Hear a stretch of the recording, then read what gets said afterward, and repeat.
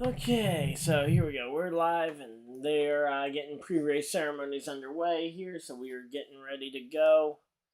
And yeah, so welcome everybody to the live stream. Cole Custer is on pole for the Xfinity Series race. Didn't have my fancy intros and everything ready for today, just because a little bit behind. But yeah. So they're going through pre-race ceremonies and just kind of looking up and down the top 10 so far. Host of our last night's winner, he has an Xfinity Series opportunity tonight. Actually, ironically, both the guys who ran 1-2, both drivers who ran 1-2 the other day, are starting 6th and 8th in tonight's race. So, curious to see those two, how those two perform. My pre-race pick is Sammy Smith. I think Sammy Smith is going to get it done. We'll have to wait and see, but he's my pick, so. I will have to go real quick here in just a minute, because I gotta go let someone in my house, so gotta go let my parents in, so. Yep, just gonna have to handle that, but yeah. Welcome everybody to the live stream, though, and hopefully we can have a pretty good race. I know I'm excited.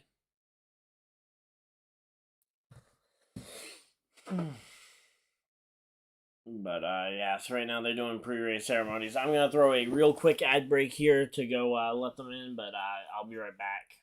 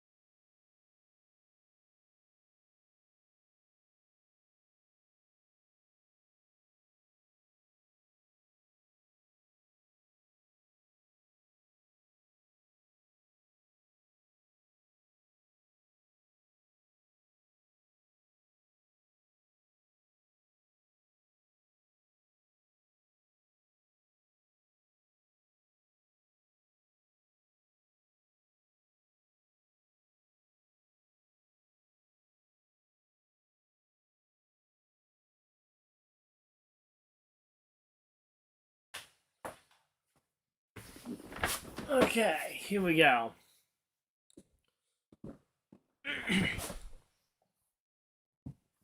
So we're back, and yeah, we're here and ready to talk about some NASCAR Xfinity Series racing.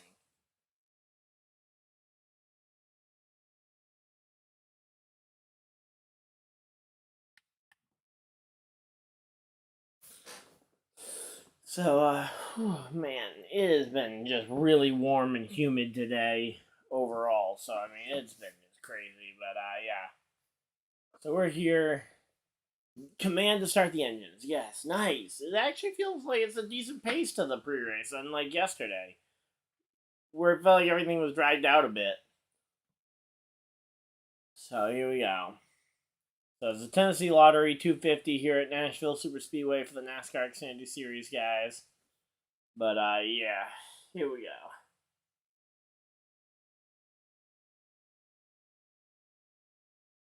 go. So drivers starting the engines and getting ready to go racing here. Oh man. So yeah, really humid, but yeah, there we go. So Dale Jr. Isn't he supposed to be in the booth? What is he doing down on pit road? Come on, get up there and let's get ready to go. But yeah, him and I think it's Jeff Burton's the guy with him. I think, if I'm not mistaken, I'm pretty bad when identifying faces of race car drivers because normally I'm used to seeing them inside of big metal machines going 200 plus miles an hour.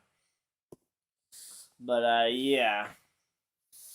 Carson Hocevar, though, in that number 77 car, he's going to be one to watch. Kyle Sieg and Parker Retzloff at the back half of the top 10. Honestly, this entire top 10 is pretty interesting. I mean, outside of Ty Gibbs, almost everybody is a lower series regular of some kind. Now, obviously, Hocevar and Zane Smith are truck series drivers coming up to Xfinity for some of their first starts. Not exactly the same thing as I know a lot of people get complained about the Cup guys going down. Certainly, I don't think the truck guys coming up is nearly as bad for a part-time basis. So yeah, but yeah, certainly not the best though.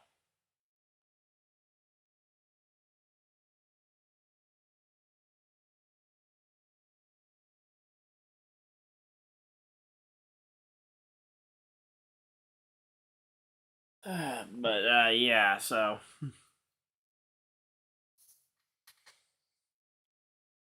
let's see what we got.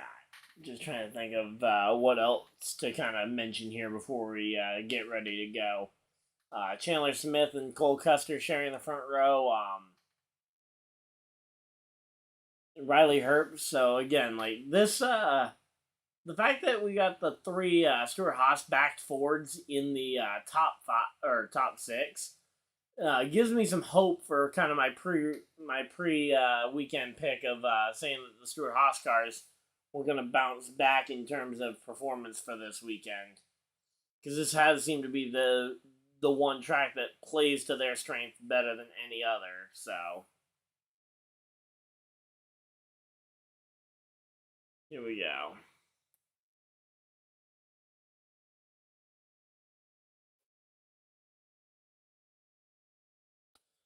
But yeah.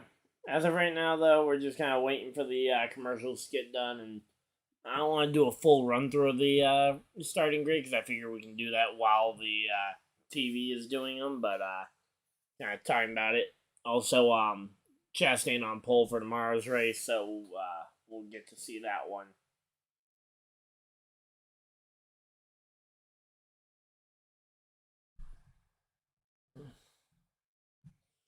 Just kind of looking down the grid. Allmendinger in the number 10 car today. Okay.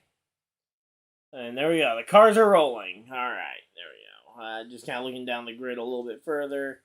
The Junior Motorsports cars are a little bit anonymous this weekend. I mean, the highest qualified Junior Motorsports car is Brandon Jones in 9th. Yet I saw a lot of them were being pre-race picked. But yeah. So they're starting the and Zane Smith to the rear of the field here for the start of the race.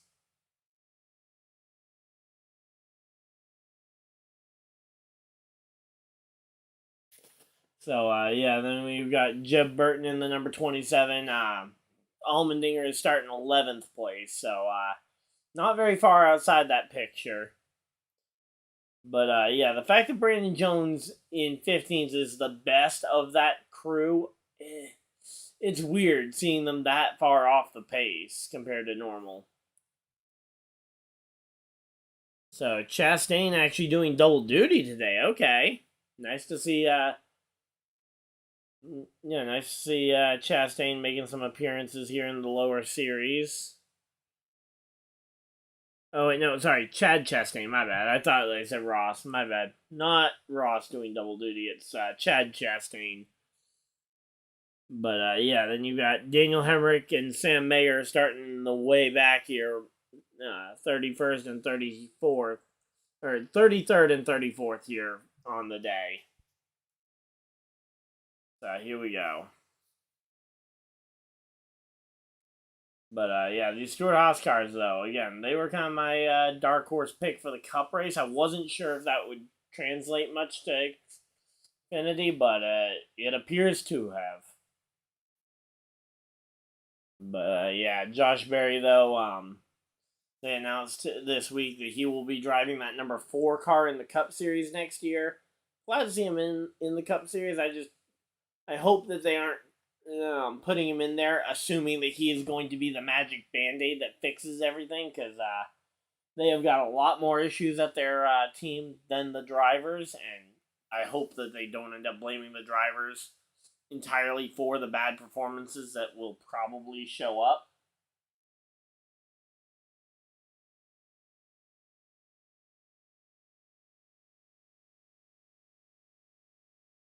But, yeah.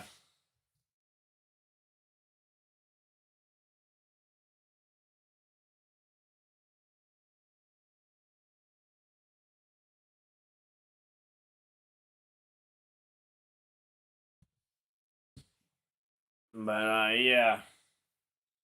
Here we go. Hey, Eric, how's it going? Man, it's just been so hot today, and mainly just so humid that it just kind of saps the energy. But, yeah, so they're doing their pass through to set the pit lane speed and make sure everybody's got their speedometers set correctly. But, yeah.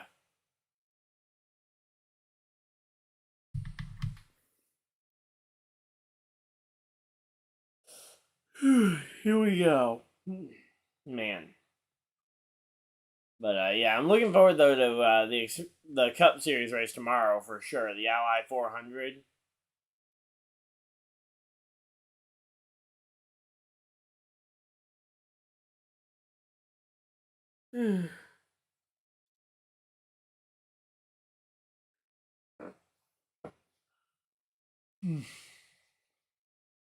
So, yeah, right now they're just kind of pacing around. We should be getting the green flag here soon for the race. But, yeah, let's see what we got here.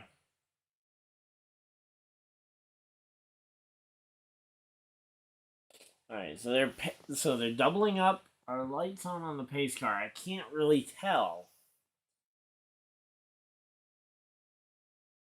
It looks like the lights are off on the pace car, so which would indicate to me that we're going green this time.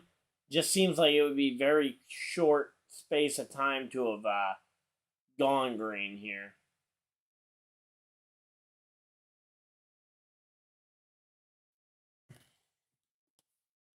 Okay, yeah, there's the lights are on the pace car. Maybe going out this time. We'll have to wait and see.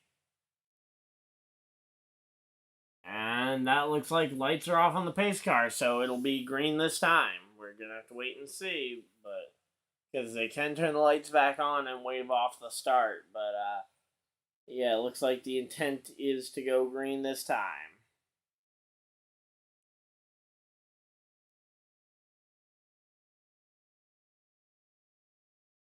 But yeah, here we go.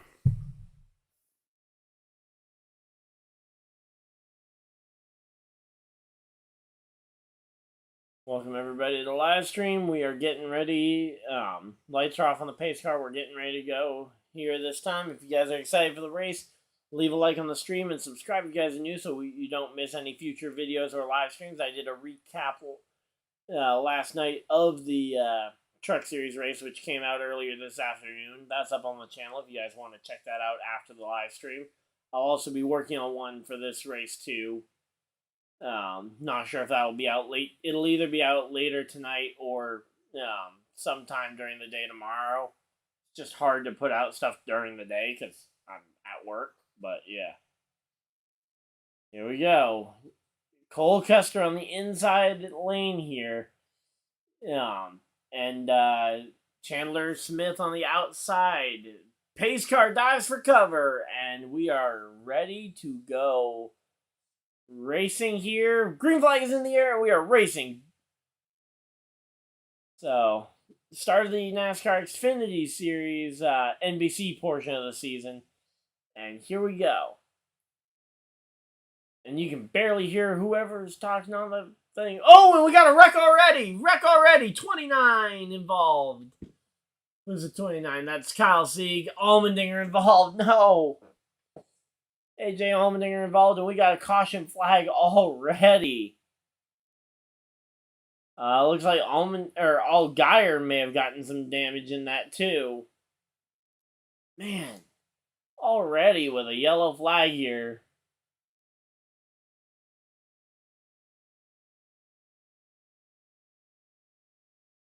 But yeah, here we go.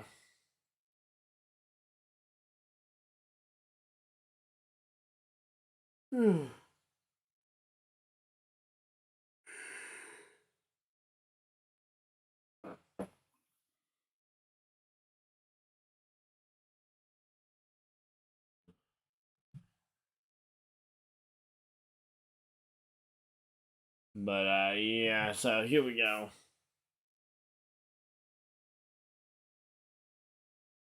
Oh, Stephen Parsons took a really big hit. I didn't even see his car in the middle of all that. Okay, let's see on the replay.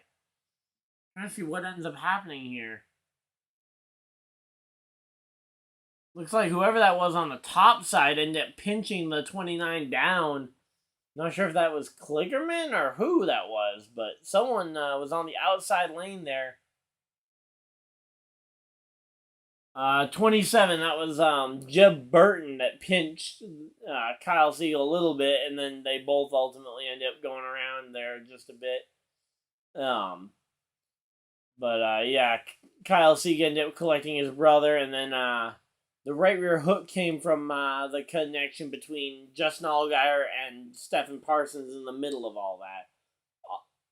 I will preface this because I know right hook was used a lot. Right hook was used a lot over the last month or so, talking about the issues with Chase Elliott that ended up with him having that suspension. Not referring to that. Just kind of figure I specify. No penalty, obviously. But yeah.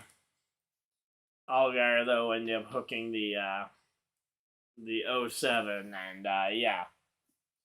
We're under yellow flag here yet again.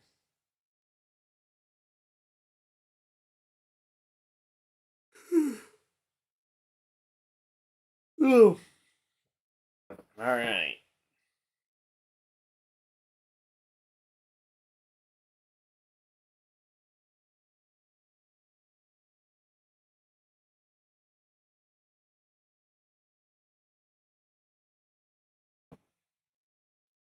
So, yep, here we go.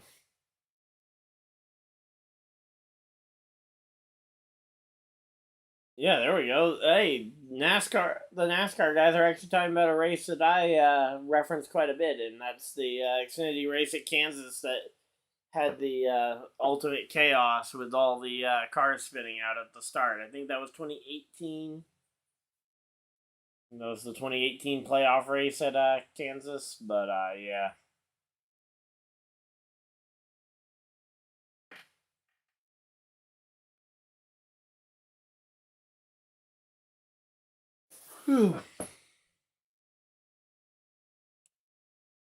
Yeah. So Kyle Sieg upset with Jeb Burton. I'm not sure there's much Jeb Burton could have done, but I think there's something Jeb Burton could have done to keep him safer. But I don't know. Yeah, it's kind of one of those things where it'll be hard to really tell until we get kind of some time and some other runs to see if that just is the type of move that is too aggressive. But I'm gonna go grab my water from just over here.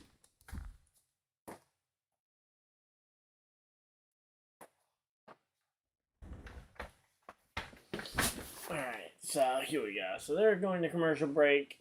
Hocevar actually up to 6th place there on the initial start. But yeah, again, the yellow flag though so early on, it's near impossible to really grade what's going on here.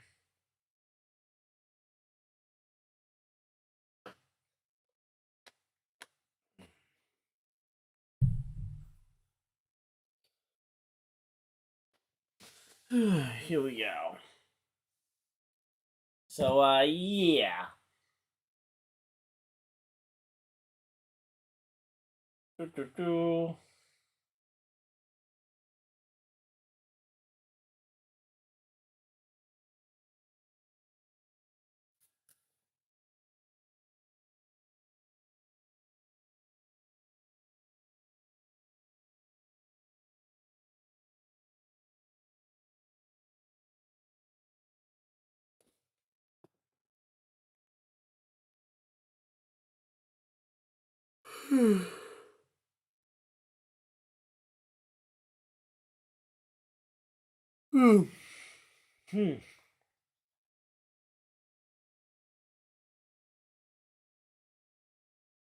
So yeah, we have 188 laps, 250 miles here at the Nashville Superspeedway. Just kind of looking through the rest of the field. So Klickerman ends up rounding out in 11th place here at this point.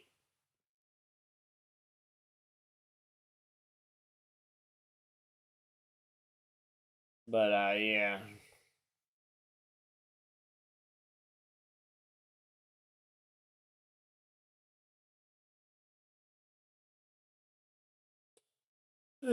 Here we go.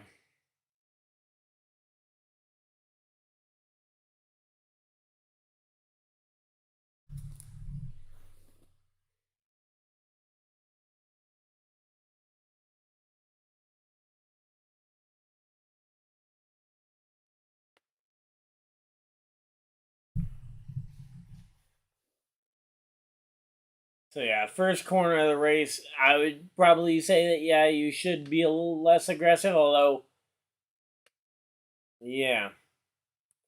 Yeah, it's kind of one of the hard. It's a hard thing to really grade though, because again, it's very early on. You don't really know where the grip is, so it's hard to tell if that's too far or not.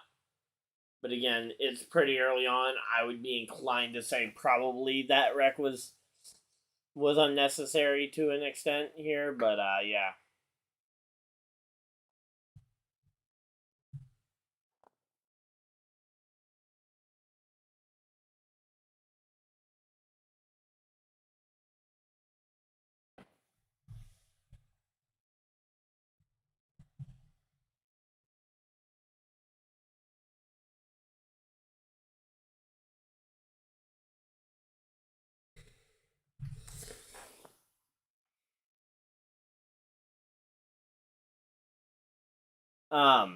And say I'm watching the race and I'm doing the commentary, but right now they're just talking while we're at the first yellow here.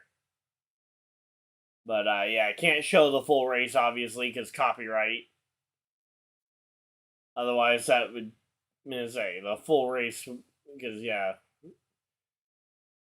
Also, where I'm not at the track, I don't have any access to any actual other footage other than the TV broadcast itself. So here we go. Kyle C coming down to his pit box again. Any bets on the racers? I don't have any official bets, but my pre-race pick was Sammy Smith for the race win. I didn't place, I haven't placed any bets on the race though, so yeah. But my pre-race pick, I always try and pick a driver before the race on who I think's gonna win it, and today that was Sammy Smith was my pick. But yeah, Allgaier was collected in that first lap. Whatever was that? Stephen Parsons as well. He did get up and he did get out of his car under his own power, which is nice. But yeah, it was a hard hit for the 07 to Stephen Parsons. So, but yeah, first corner of the race, and we ended up with a yellow flag, and it's been a pretty long one here. Where we're 6 laps in, and we're still under yellow. So hopefully we can get this thing back going here. I'd like to say that I think these guys can get this race back going by lap 8. Like when they start lap 8, that they'll be back green flag racing, but hard to really tell because they are showing now in-car camera on Justin Allgaier's car, showing the thermometer 118 degrees. Oh boy, okay. But yeah, so the track looked pretty clear. It's hard to really tell because again, debris can be so small, but force the race to stay yellow. But yeah. So, Allmendinger there in the 9th place, just kind of rolling. Okay, they're doubling up, so that tells me we might be seeing this going. We might see the pace car dive off for pit road this time by. Weird that they didn't show the choose cone, because the choose cone was supposed to be this whole thing, yet they didn't even show it. Come on. Like that, the choose cone is a very big factor, or should be a pretty big factor in the races, it feels like. But it just isn't right now.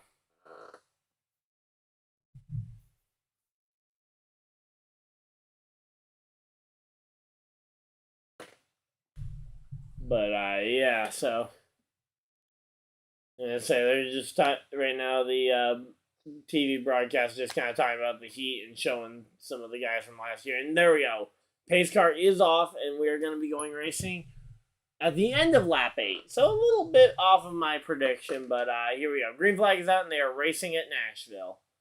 So Cole Custer off from the pole position. He had the pole position. He's maintained the lead thus far.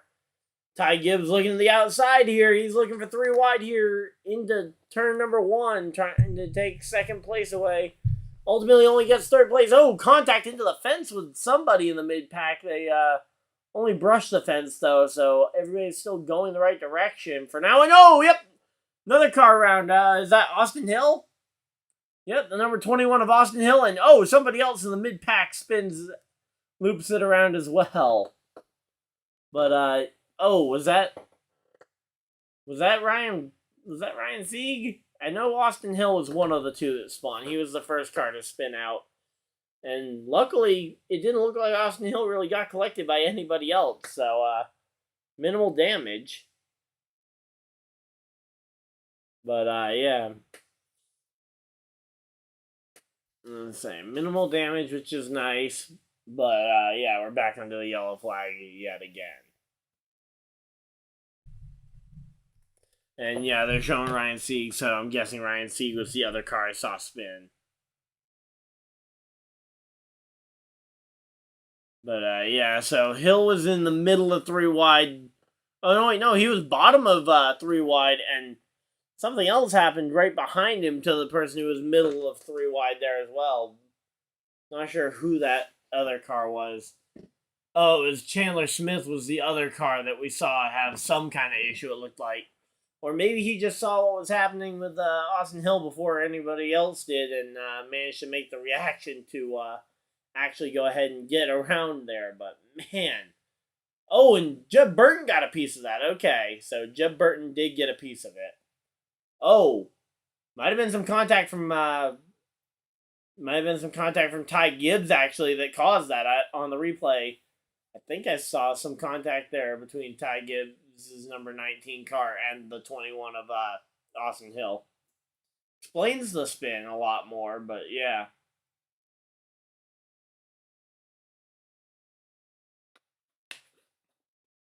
Here we go. Yep, so the say Austin Hill's blaming Ty Gibbs in the 19 car for apparently dooring him. So,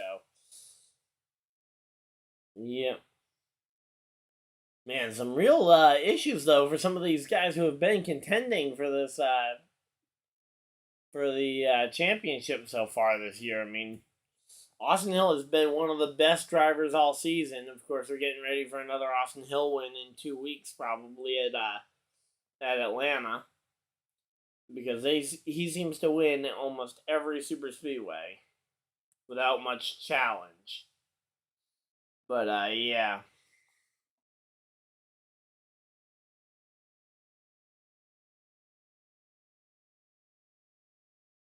But yeah.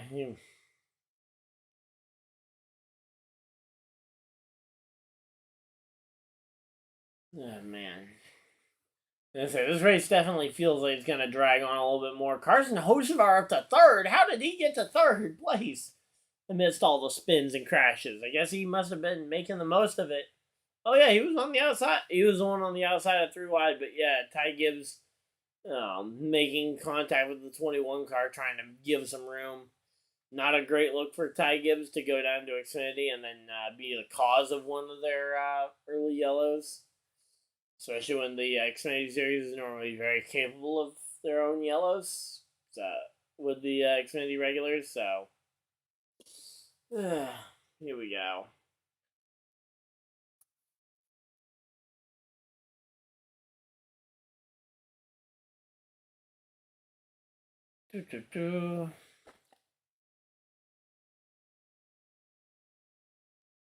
So yeah, so they're at commercial break. We're just kind of sitting here waiting. Clearman with the up to P8. That's pretty impressive to see Clearman able to run there.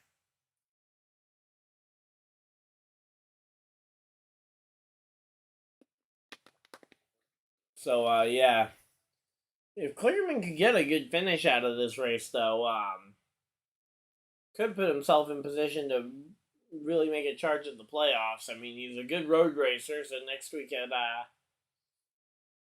at Chicago should be a pretty good one for him on the Xfinity Series side of things. But yeah.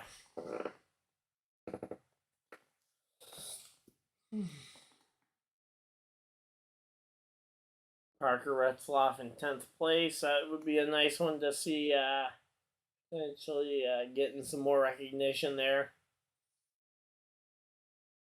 But yeah.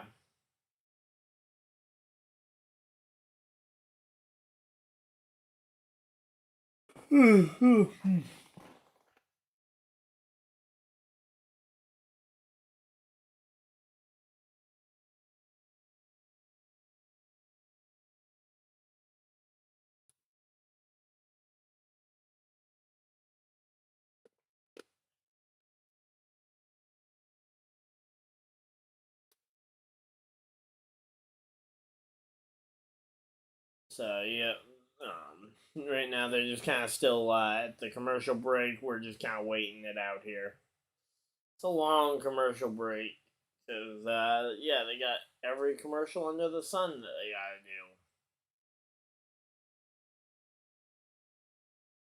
they gotta do. Man.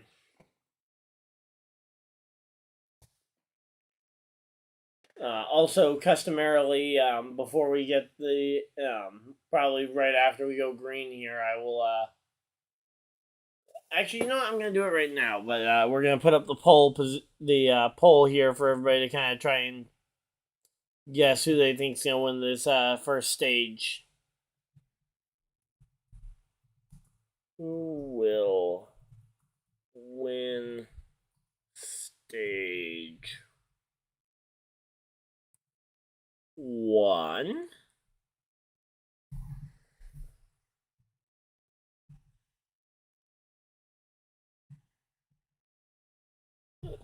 Let's see. So, and traditionally we do just top 3. So, Cole, Custer,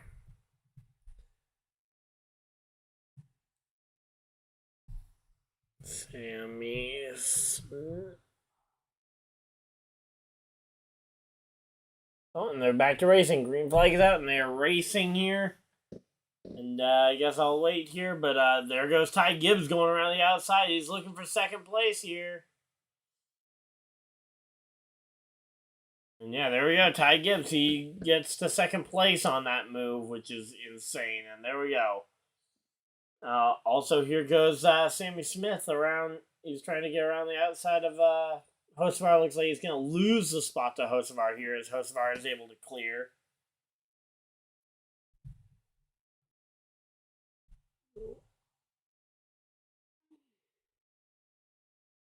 Gonna just do it based on how they were at the restart.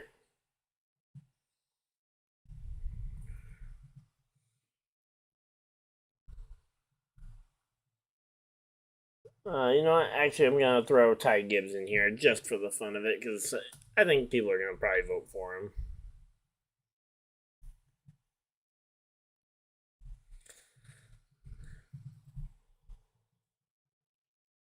All right, so there we go. Putting out the poll. Who do you guys think will win stage number 1 here? So go ahead, place your votes, and we'll see who we think's gonna win here as we come down towards the end of the stage. Battle for third here between Sammy Smith and Hocevar. Oh, and someone's backed into the fence. Uh-oh, who's that? Number 91 of Chad Chastain and Ryan Ellis as well in the 43 for Alpha Prime Racing is around.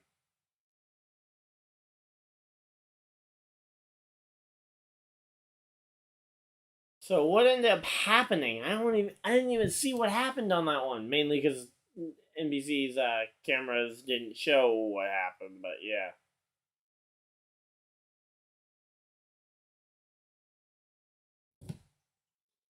So here we go.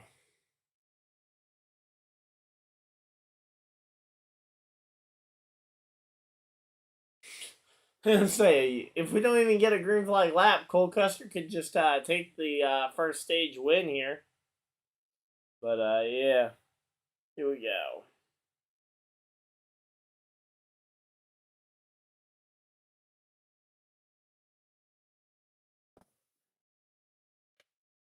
Here we go, here we go.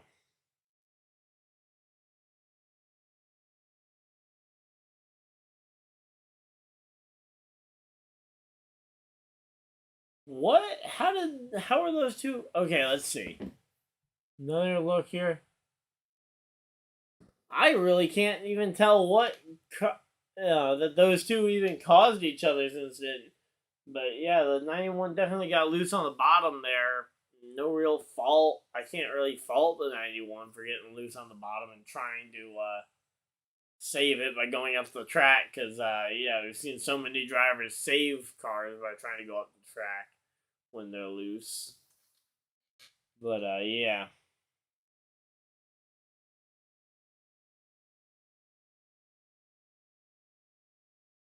But, yeah, here we go. So they're both coming down pit road, though. The 91 of Chastain. Oh, and we got a few more takers throughout the remainder of the field. Looks like maybe Sheldon Creed coming to pit road. Not sure who else.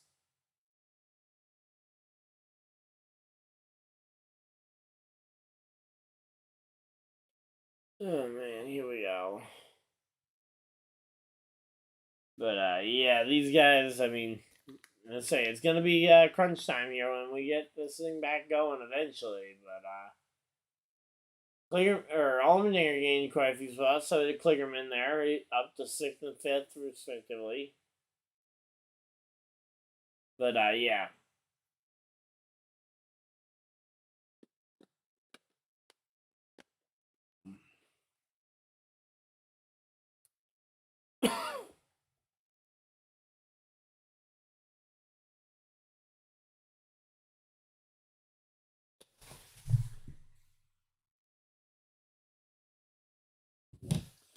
Alright, I'm gonna go use the bathroom real quick while we are under the commercial break and the caution for the 3rd time today, but I'll be right back.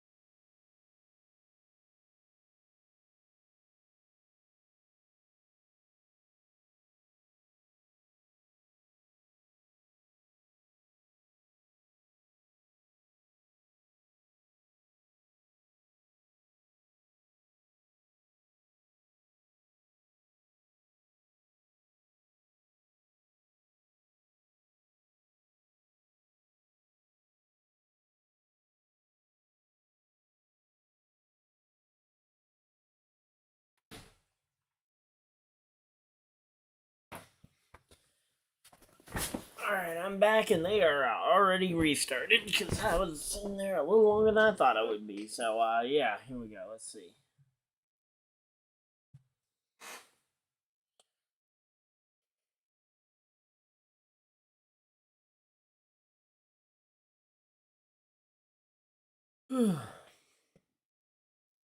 Oh.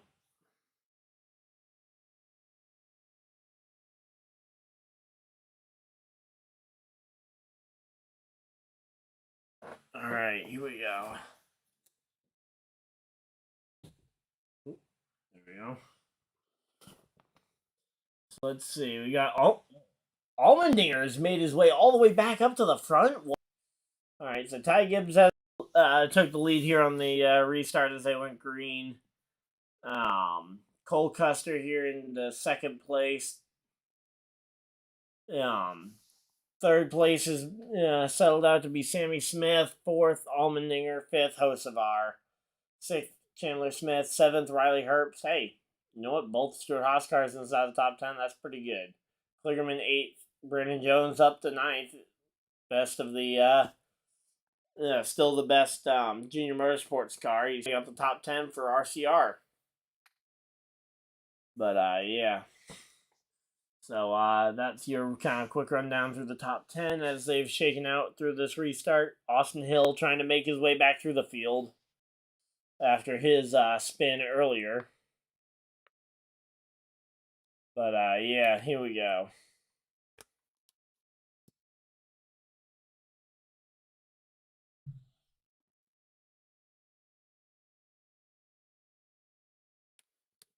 Oh, Sheldon Creed made the pass on Brandon Jones here for a spot.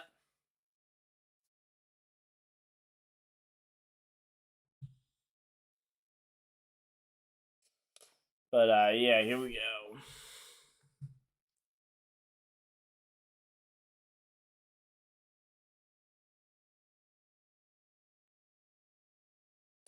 So say they're talking about some of the damage from Austin Hill's car being potentially beneficial with the trying to help with the rear downforce or something there.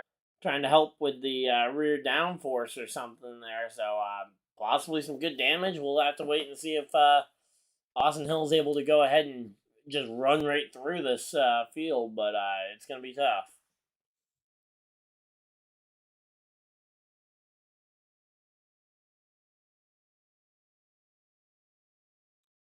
But yeah, here we go.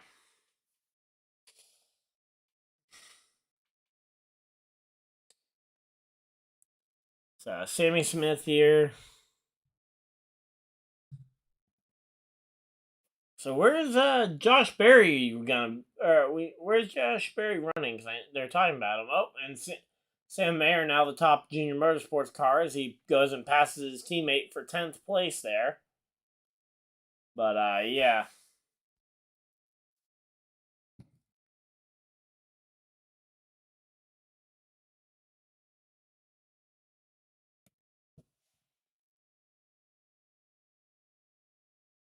But at least we've gotten green flag here, and we got 15 laps to go here in stage number 1. So, I say it is definitely a. Say they're going, but it's not going too well here.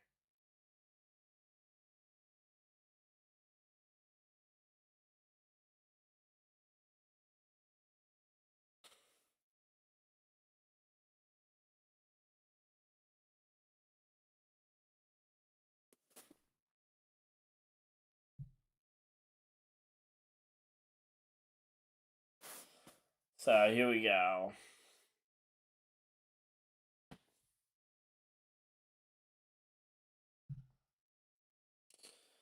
Alright, so here we go.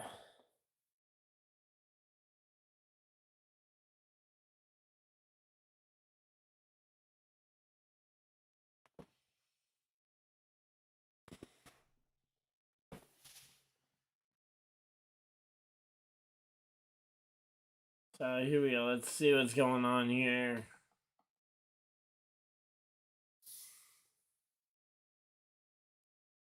Alright, so. Wait, only 3 sets of tires for the whole race? What? That's going to be a tight amount. I mean, again, one set of tires for the first stage, one set of tires for the second stage, and then your third set of tires for to be used sometime at the end of the or in the middle of stage number 3.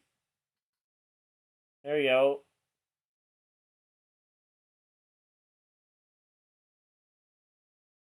So here we go. Sam Mayer getting by Parker Kligerman here for the battle for 8th here. Meanwhile, you have the battle for 14th between Austin Hill and Allgaier. So neither one of those drivers actually, they look pretty good here compared to how they were.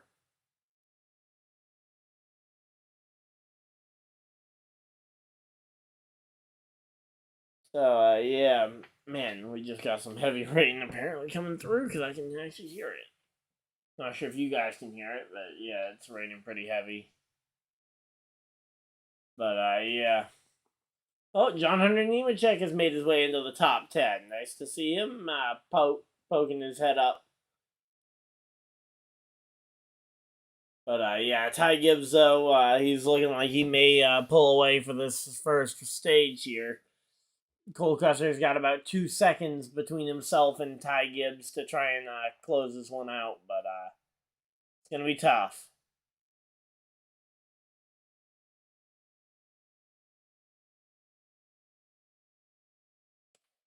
But yeah. Here we go.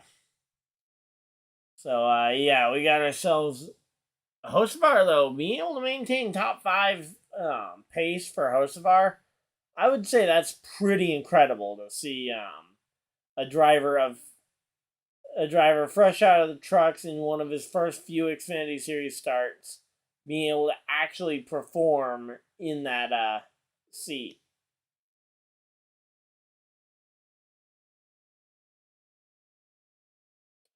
So yeah, here we go.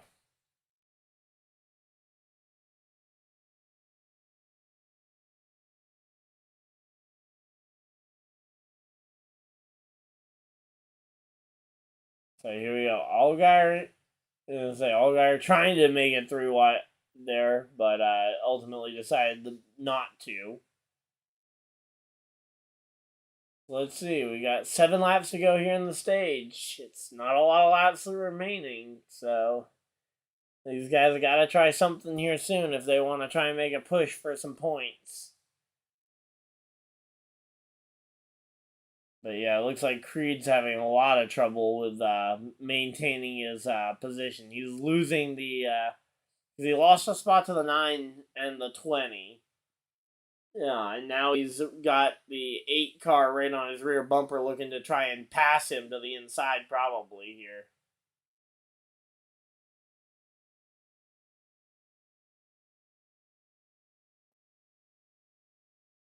But there we go. Austin Hill goes to the bottom of the racetrack to try and make the pass here on the 8. It's going to be a tough one to see because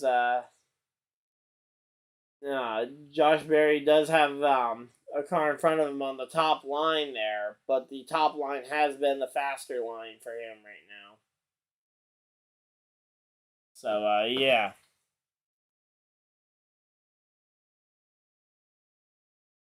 So, Austin Hill able to get back in line here, but yeah, those Junior Motorsports cars trying to box him out, so it's not going too well for him.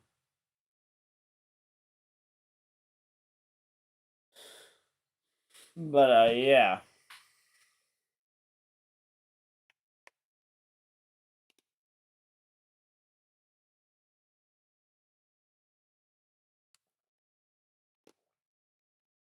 Oh, Allmendinger made the pass on Sammy Smith there for 3rd. So Allmendinger may have a shot at the top spot, at least for stage number 2.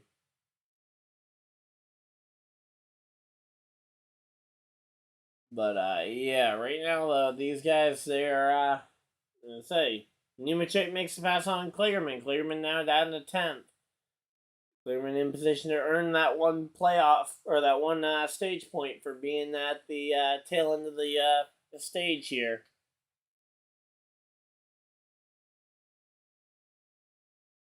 But, yeah, here we go.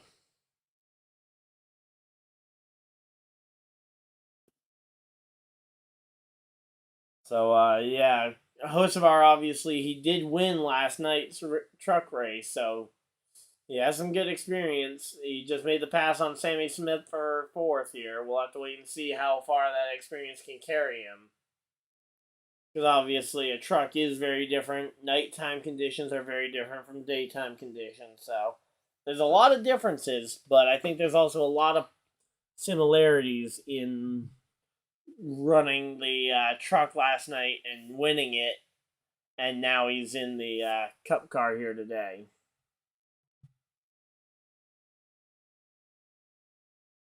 And here we go. Last lap of the stage. Last lap of stage number 1. We're going to have to wait and see, but it looks like Ty Gibbs may end up getting it.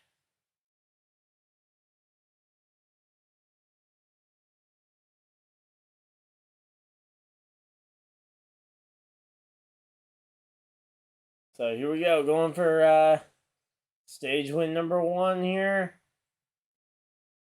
Ty Gibbs wins stage number 1.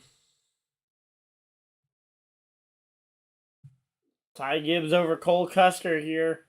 Allmendinger, Hocevar, and Sammy Smith, your top 5 in stage number 1. Chandler Smith, Riley Herbst, Sam Mayer, John Hunter Nemechek, and Parker Kligerman, the other drivers earning points here. So, yeah, here we go. Yeah, that was a very slow first stage, but we did get to the end of it, and yeah, so stage 1 is in the books here. Fairly unclimactic there, where Ty Gibbs ends up getting the lead early on in the restart and ends up going on to win this one, but yeah. How long is stage number 2? Stage number 2 is another 45 laps, so it'll be about 98 laps in the final segment. So that's going to be a long final stage.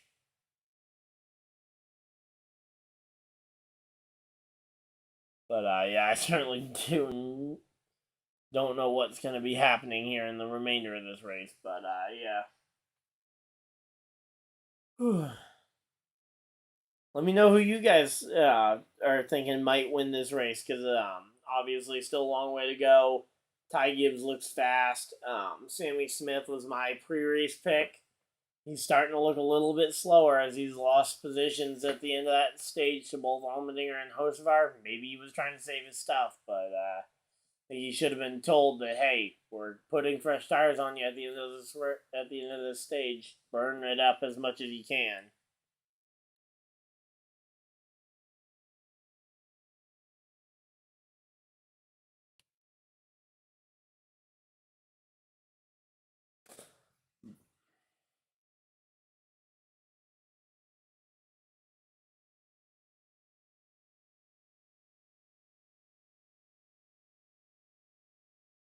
There we go.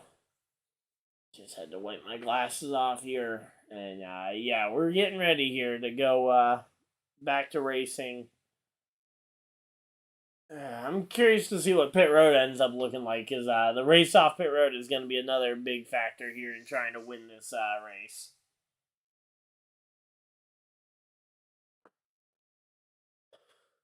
Okay, here we go.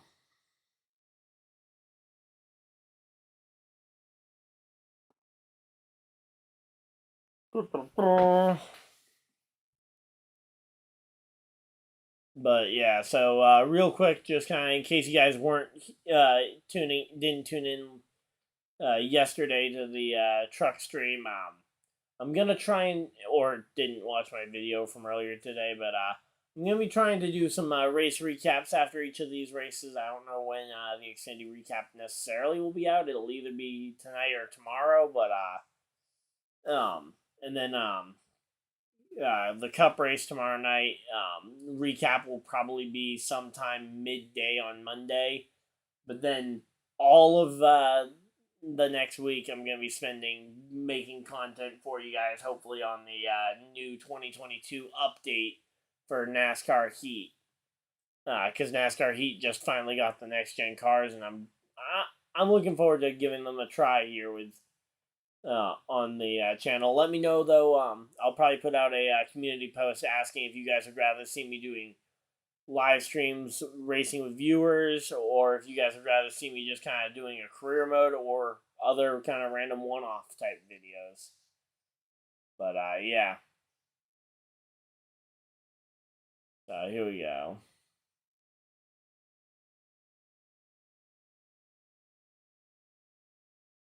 Let's see. Again, pace. They should be all coming down pit road here. Maybe not the guys who pitted due to their damage. If they put a set of tires on due to their damage earlier, maybe you see them stay out. But again, I think reasonably everybody comes to pit road here. But yeah, it's going to be hard to see who does and who doesn't end up making this pass here.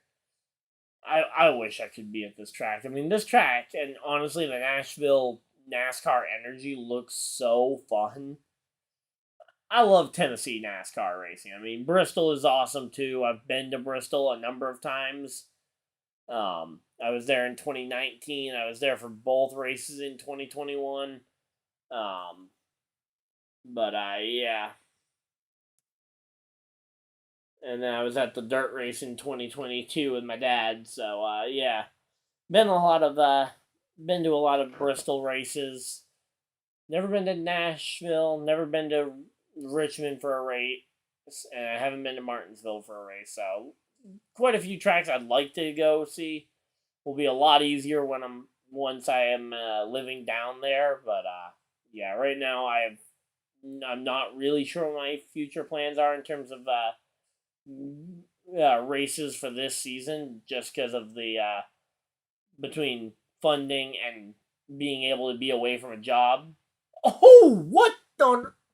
Okay, 1 second. I just saw the temperature reading 125 on the thermometer in the car.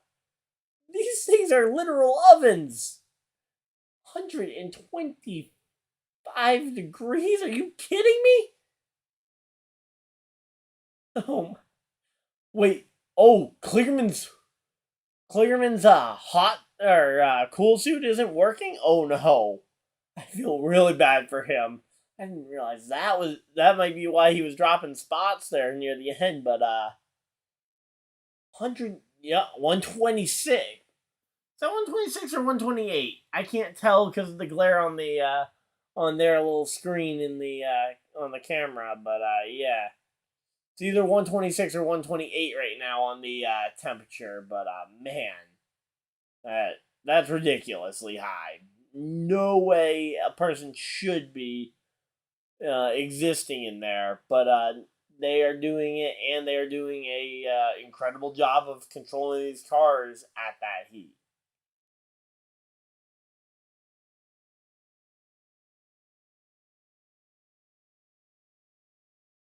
So Austin Hill is going to lead this field to green. What on earth is Austin going to say? I mean, Austin Hill, I know he was one of those guys, he spun out, he's got one less set of tires. He has to try something.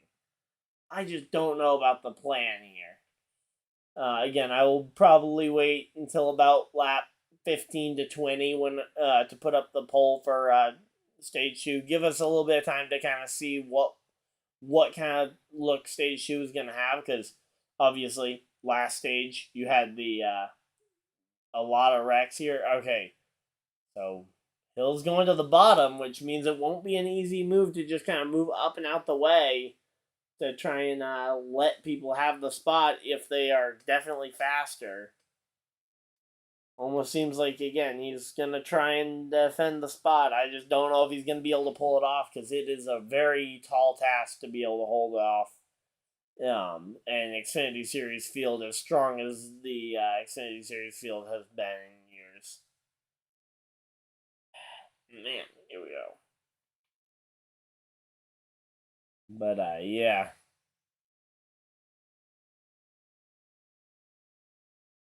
No!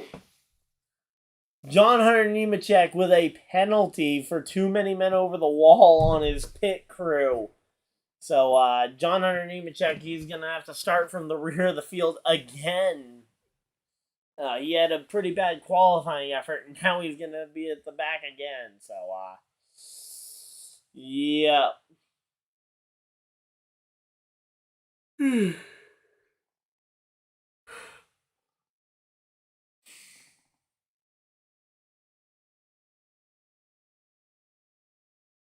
So here we go. Green flag is out, and they are racing here at Nashville. Green flag is out. And there we go. Cole Custer looking to the inside. Not going to be able to make a move on Austin Hill. And yep, there we go. Austin Hill just wiped out Ty Gibbs. Ty Gibbs into the 77 of Hocevar. Allmendinger also slid around. I don't see as much damage on the number 10 car, so I think he might be okay. But I don't know. Ty Gibbs and the 77 are going to be the two big question marks here after this wreck. Oh, okay. Suspension brake for the 77. He is done. So cars.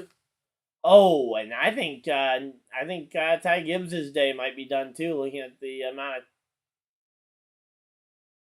Yep. So so the guys in the booth are saying that the 19 and the 19 and the 77 both done. Let's see what happened here. Oh, I'm not sure that that's what happened. I thought it looked like Ty Gibbs was thinking he was going to clear himself down there. Ultimately, hit the 22, or not the 22, sorry, the 21, and spun himself around. I'm not sure I put much of any blame maybe on the 21 there outside of. I mean, let's see. I'm gonna watch a couple more camera angles here. Oh, okay. So Ty Gibbs was moving down, but no, there was definitely a significant move from the 21 up the track as well. So kind of two guys going for the same bit of real estate. The 19 trying to apex the corner. Potentially, if he did end up hearing clear from his spotter, then he could have made the aggressive move down. But I doubt his spotter would have said that he was clear at that point. And so he pinched the 21 down just a little bit, and then the 21 came up the track and wiped him out. So we don't know what the damage on the 21 is going to look like, but it's likely to say that the 19 and the 77 are pretty much done. And then you've got the question mark about what happens to the 10 car here.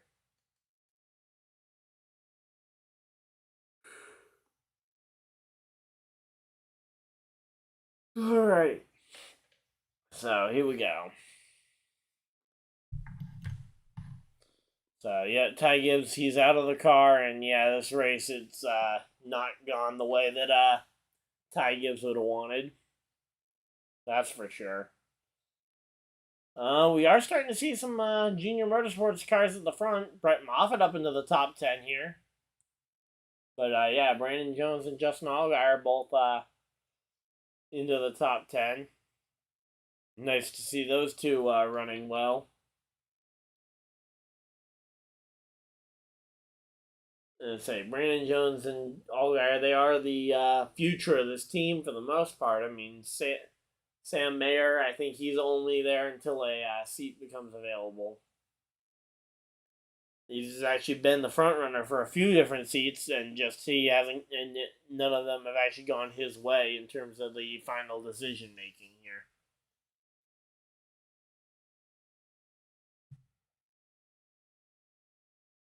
All right, so Allmendinger sounding hopeful. That's nice to hear.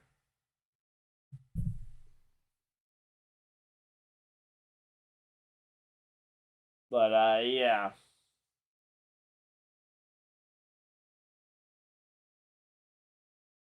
Here we go.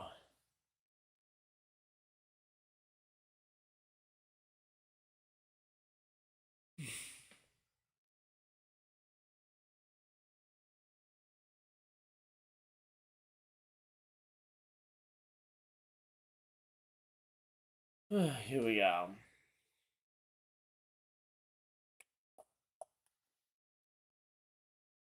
So yeah, this race, it's been a bit of a mess here to start it off. I guess while we're 10 laps in, I am going to go ahead and put up the poll while we got some time here. Oh. Alright, here we go. Poll.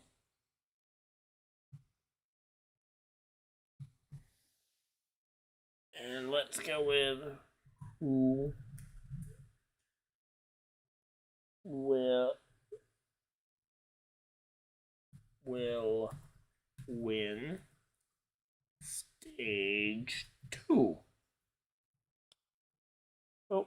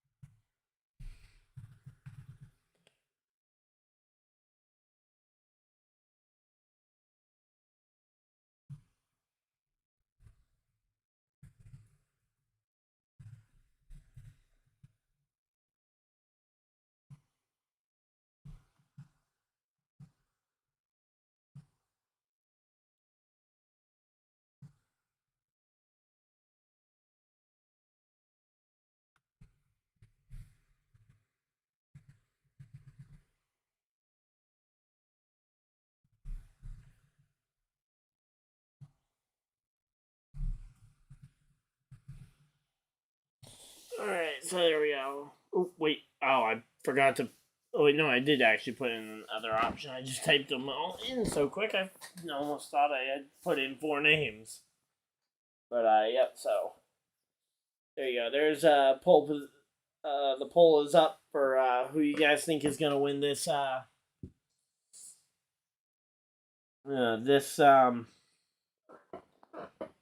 this stage. Go ahead and put in your votes. If you guys think you can already predict it, you guys can wait, obviously, X amount of laps until. But, yeah, votes are always appreciated, though, to see where everybody's at. Also, if you guys pick other, feel free to let me know in the chat who you guys think the other could be, because I'd love to hear who you guys think could get up here and make this stage interesting here. As there you come back from commercial break. Yay, they're back from commercial.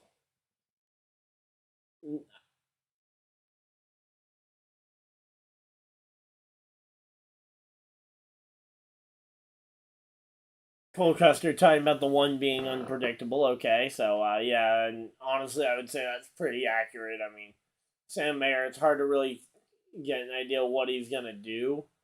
Let's see if Custer goes down to the bottom here with the choose cone, because yep, there we go. The yep, choose cone time.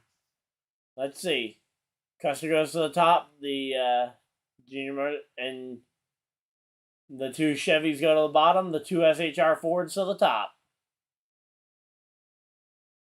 So here we go.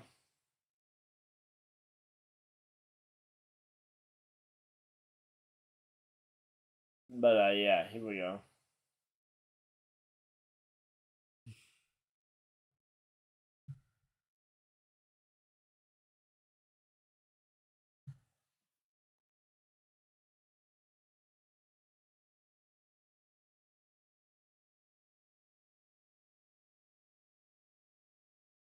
Here we go.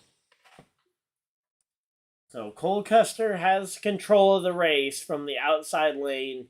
His teammate in behind him pushing. It'll be curious to see what that 1-2 combo can do. Who went to the outside? Okay, so that Sammy Smith went to the outside with those two. So looks like the Chevys are kind of all grouping up on the bottom potentially there, because then I see Brandon Jones behind that. And here we go. Man, itchy nose. Green, green, green. Green flag is on. We are racing in stage number 2 again. And oh! How on earth did they save that?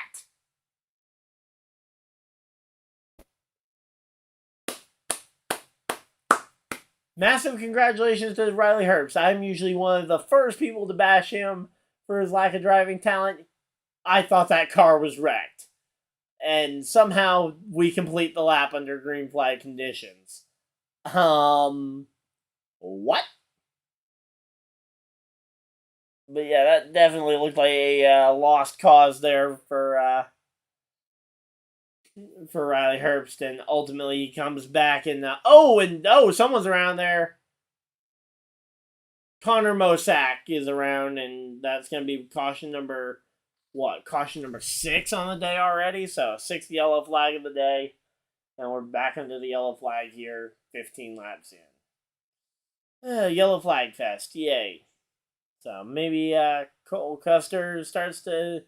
I'm expecting we might start to see some Cole Custer votes start to trickle in, because more yellows we get, the easier it'll be for those top 3 to end up getting the spot.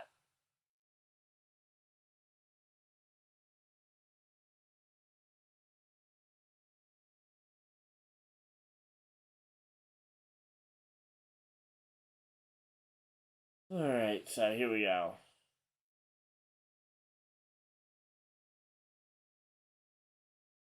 Yeah, glad that Connor Mosack didn't do what the booth is saying that he should have done, where you lock it down, because he was on the top of 3 wide. And if you lock that down, you collect 3-4 cars here. So, it looks like someone took my advice to bet on Cole Custer here with their poll question there, where Cole Custer, it looks like it'll be hard to beat him. Although again, when I thought that he was gonna have Riley Herbst behind him on the restart. Riley Herbst is a little further back now to try and help, but if the rest of them try and do the whole all Chevy thing on the inside.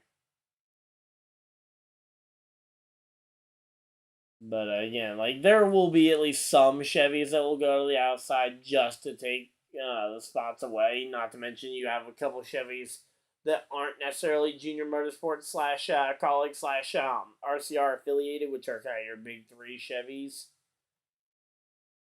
Like, in particular, the Alpha Prime Chevys, I would say, are not exactly the most loyal Chevys in this Xfinity Series field.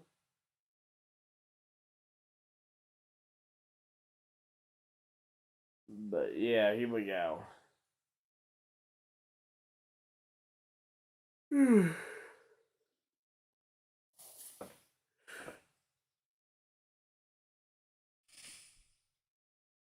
Let's see what Sammy Smith.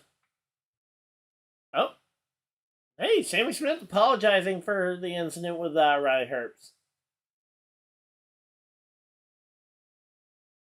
Okay, hey, credit where credit is due. Being able to admit when you made a mistake and apologizing for it.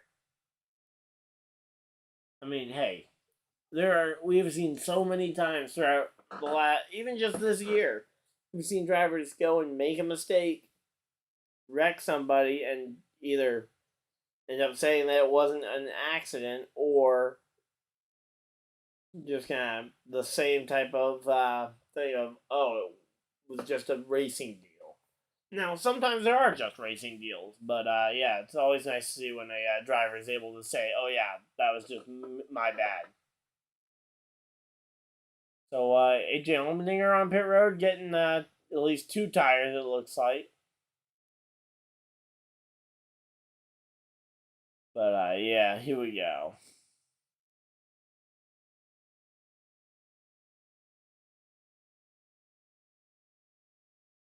But, here we go.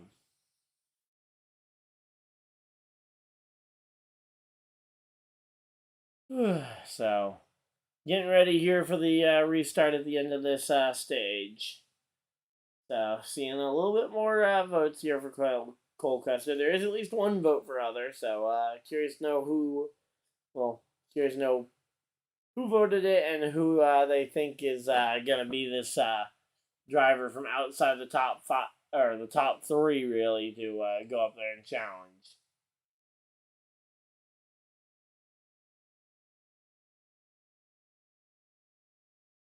All right, here we go.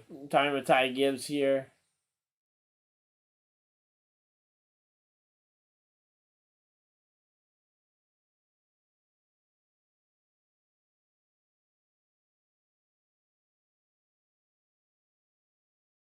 So, all right, so yeah, Ty Gibbs kind of timed out how.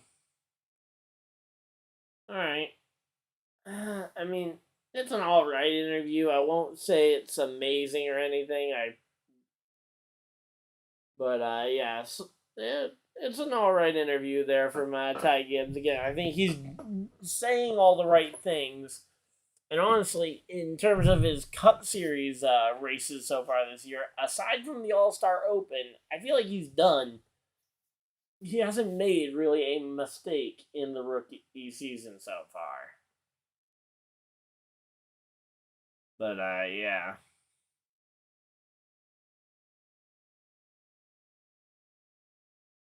But yeah, here we go. Doubled up and ready to go racing, and there we go. Pace car dives for cover. Pace car is running for cover, and the field is in the hands of the number 00.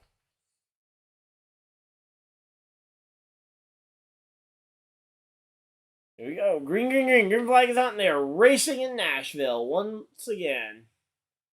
Let's see. What can Cole Custer do with his teammate behind him? Didn't really get much.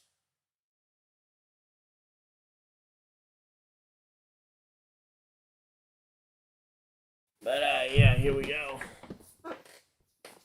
Sam Mayer trying to take the lead here. 3 wide for the race lead. Chandler Smith on the bottom. Cole Custer in the middle, and Sam Mayer up top. So they are 3 wide here, and you've got Riley Herbst looking from behind, trying to maybe figure out where his teammate's going to go and where he can help. But yeah, right now though,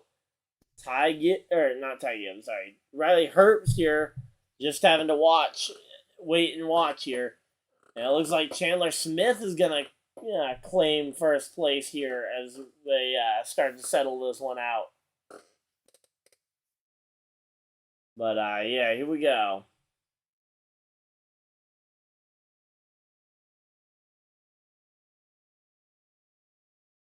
But yeah, here we go.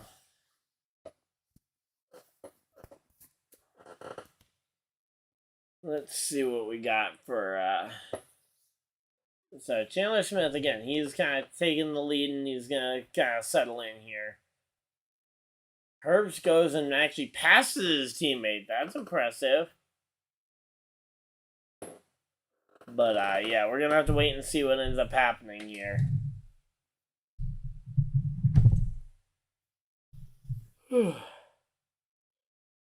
Oh, spin! Sammy Smith! Sheldon Creed around! And now Daniel Jones, or not Daniel Jones, sorry, wrong Jones. Keeping up with all the Joneses. Brandon Jones goes for a spin.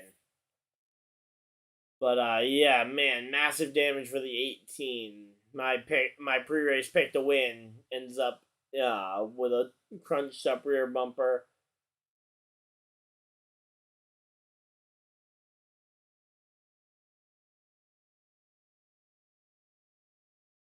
But yeah. Let's see what happened. Because, yeah, I think this is one of those wrecks that I think we're going to need to see a replay. Because it felt like each driver that ended up spinning out, as they were finally collecting it, they just about clipped somebody else. So, yeah, Sammy Smith gets clipped by Creed, who then starts to spin himself, which then, as he's about to save it, he clips the 9 and loops the 9 car around.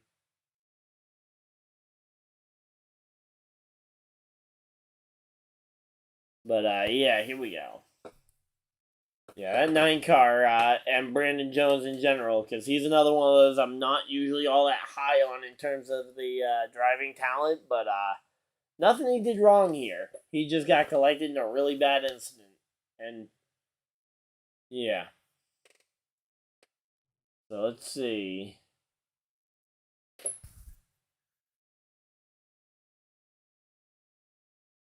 And they go to commercial break yet again. So let's see who's going to get this win. But yeah, here we go.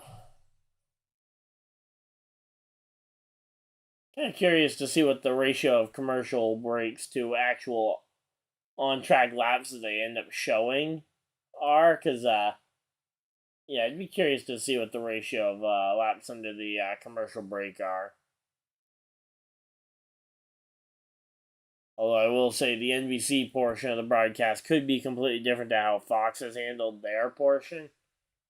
Especially where I think NBC is a lot more committed to NASCAR and motorsports as a whole than Fox is, where Fox really only has the first half of the NASCAR season to get the Daytona 500 streaming rights, which, yeah, I'd love to have those streaming rights. Go with limited commercial broadcast. Not to mention a potential I feel like you could do some interesting things with. There's some interesting options for broadcasts on YouTube here. Might try experimenting with a couple different types. So far, I've been doing primarily just solo broadcasts, but I know for the duels, I tried bringing in a friend, but now that I kind of understand streaming a bit more, hopefully I can properly bring in a guest at some point to do a co-broadcast. I think Daytona regular season finale would be a fun one.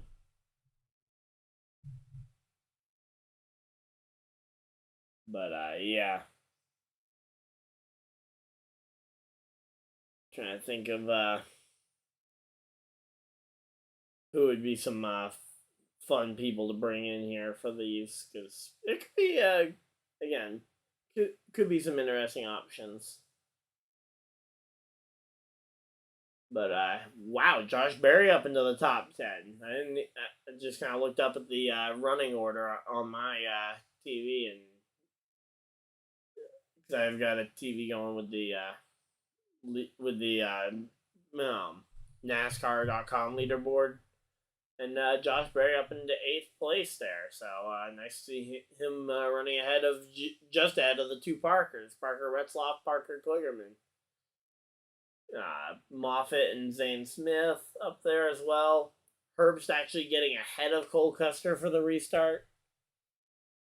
But yeah, that's gonna be weird to see. But we'll have to wait and see what's gonna happen. They're talking about the Chicago Street Race right now, which yeah, Chicago Street Race. It's gonna be interesting. I don't know how it's gonna perform. I hope it's a success, considering the fact that they are yeah, the Chicago Street Course is a very new thing for them. So they're doing a radio broadcast here.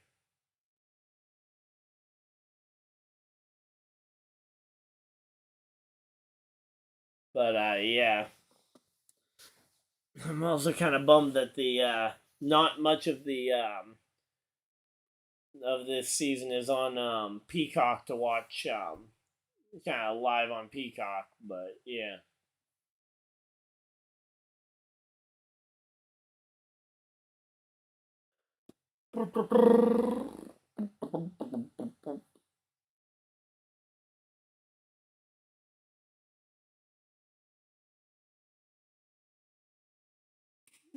Here we go.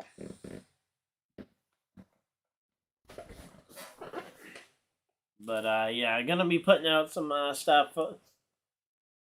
Also gonna try and post more on Twitter here with some trying to get some gauge some feedback from you guys. So if you guys want, go ahead and follow me over there. Ryan Dyer 99 over on Twitter. Look for this red RD that is my logo. But, yeah.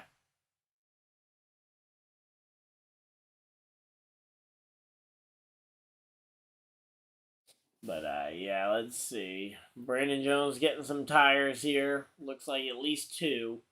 We'll have to wait and see if those are scuffs or stickers. But, yeah.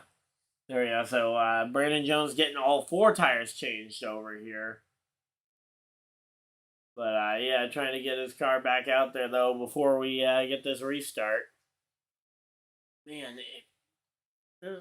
this has been one of the most choppy races I've seen in recent memory. I think the only one that really rivals it in terms of choppiness was Atlanta for the Xfinity Series cars. Couple months ago, where we had the Park It guy with Josh Williams. But yeah, I think that's the only race that really comes close in terms of kind of embarrassment almost in terms of the amount of crashes. So yeah.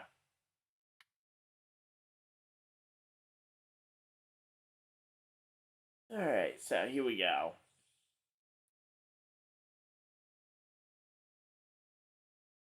But yeah, if you can have one set of tires left at the end of stage after you complete stage 2 and get your tires on for the final stage.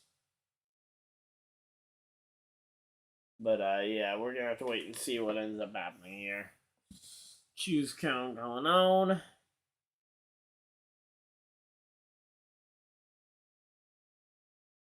And say they got the dryers that they're trying to blow all the dust off the off of there.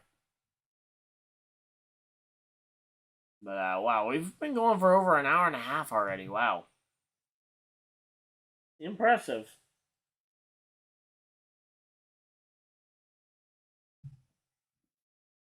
So yeah.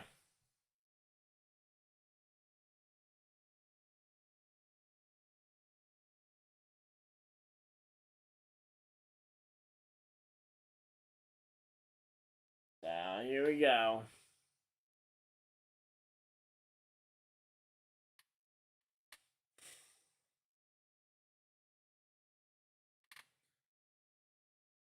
Let's see. So Chandler Smith on the inside looks like Mayer took outside.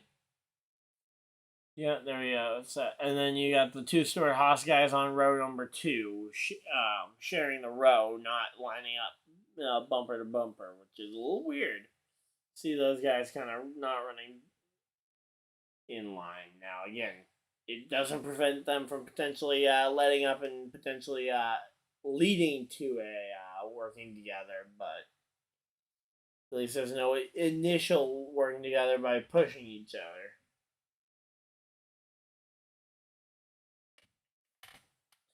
But yeah, here we go.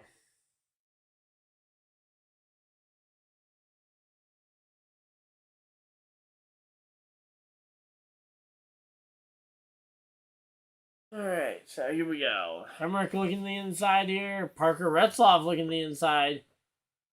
So Hemrick actually trying to take a spot inside the top 5 here.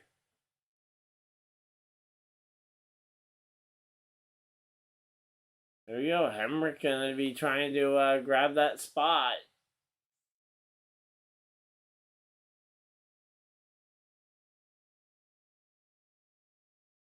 But yeah, here we go. And so again, Chandler Smith he was able to get clear and got the lead here. But Hemrick into 4th place on the back bumper of Custer. The Chevys could very easily box out the Ford of Cole Custer, which is not going to be all that helpful here. We'll have to wait and see, though, who ends up being your stage number 2 winner. Because it is coming up, and we know the guy that originally, that we've seen some guys going through here. My original pick got absolutely wiped out. And hey, Nemechek up into the top 10. Nice to see Nemechek re-entering the top 10 here.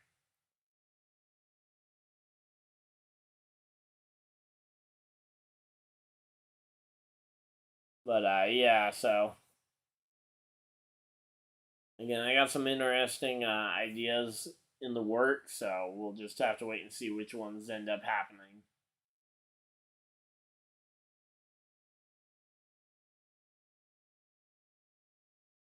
But yeah, it seems like the bottom of the racetrack not exactly the ideal place to try and make a pass. So yeah, here we go.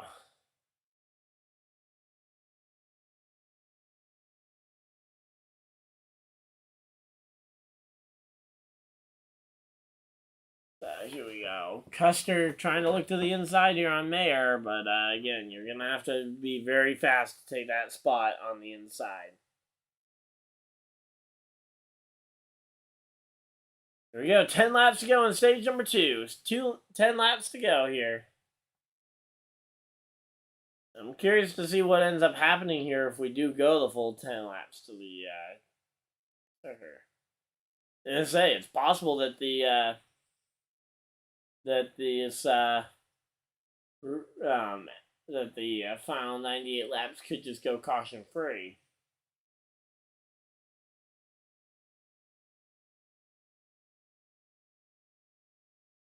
But yeah, here we go. So Sieg battling it out for position versus Parker Kligerman.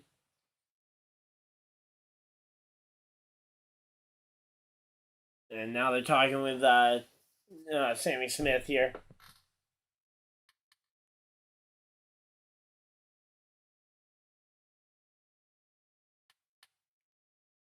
But yeah, here we go.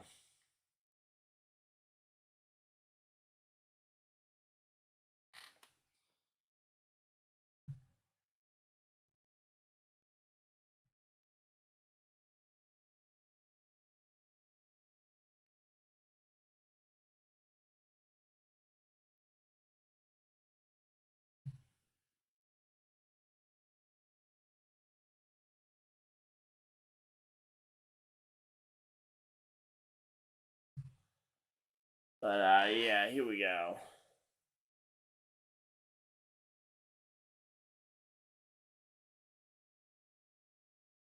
Oh, there we go. Custer now on the outside. There we go. That's what we were waiting to see.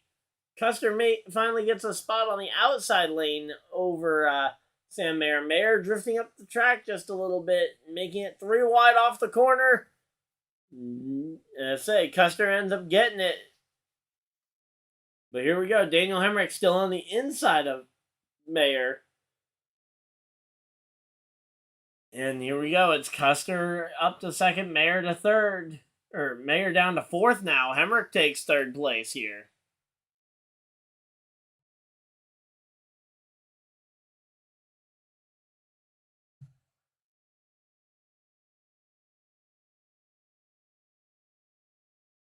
But yeah, here we go.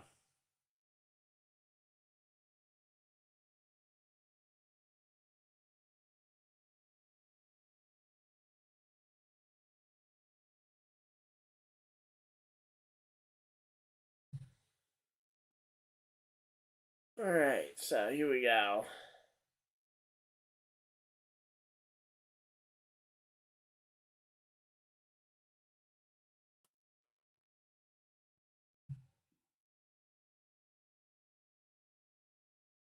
So Custer up to second here. 5 laps to go. There's not a lot of time left, and 2.5 seconds between Custer and Smith. What? Where did Chandler Smith just take off from? I knew he had the lead, but he has just taken off. I thought it was just the weird camera angles that that NBC was showing that was not really showing much ahead of second. But no, there's just not much that you can see ahead of second. A little bit over sarcastic there, but yeah, for the most part though, it's not actually all that inaccurate. But yeah, here we go.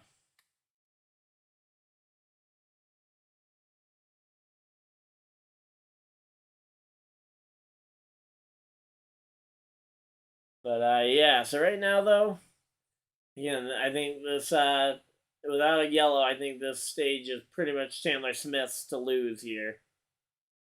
So if you guys if you guys want, real quick, if you guys haven't already voted, Chandler Smith looking like a pretty safe bet here.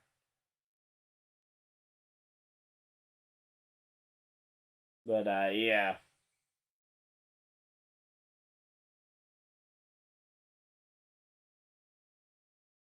But yeah. Oh yeah, I want to make sure I get my I want to make sure I get my NASCAR points. But yeah. Sorry if I'm a little bit scatterbrained right now. I'm pretty tired. I stayed up late last night trying to get that video out for you guys for the truck series. And here we go, last lap of stage number 2. Oh, come on. No, not now. This is a really bad time for it to buffer. There we go. And Chandler Smith going through turns number 3 and 4. Chandler Smith, absolutely in command, no question. Chandler Smith comes across the line. Chandler Smith wins stage number 2.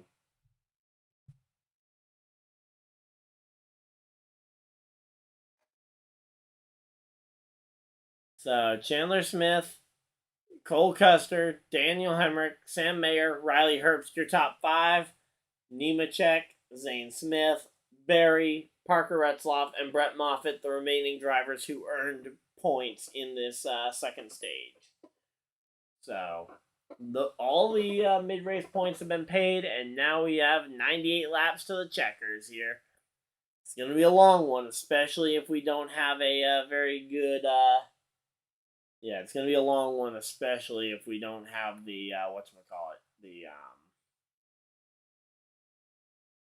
what's it called? If we don't have, if we have a lot of yellows here, it'll take if it stays as choppy as it has been, this final 98 laps is going to be a painstakingly long one. But we are here for it.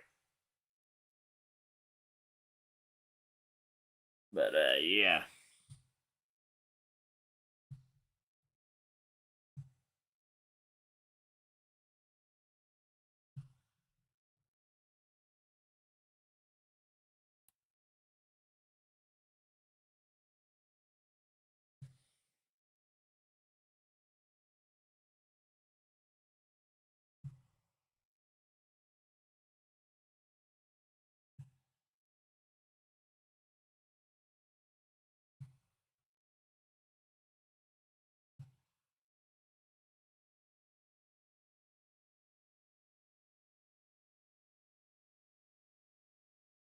But, yeah, so here we go.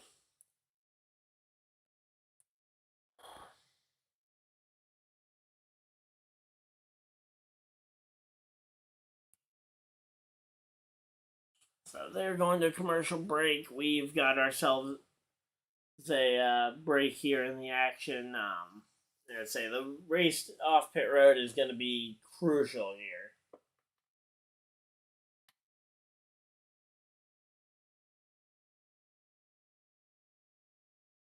I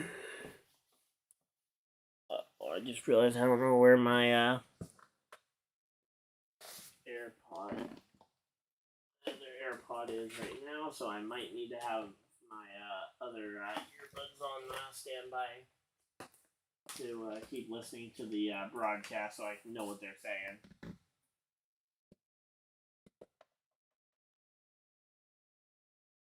But yeah.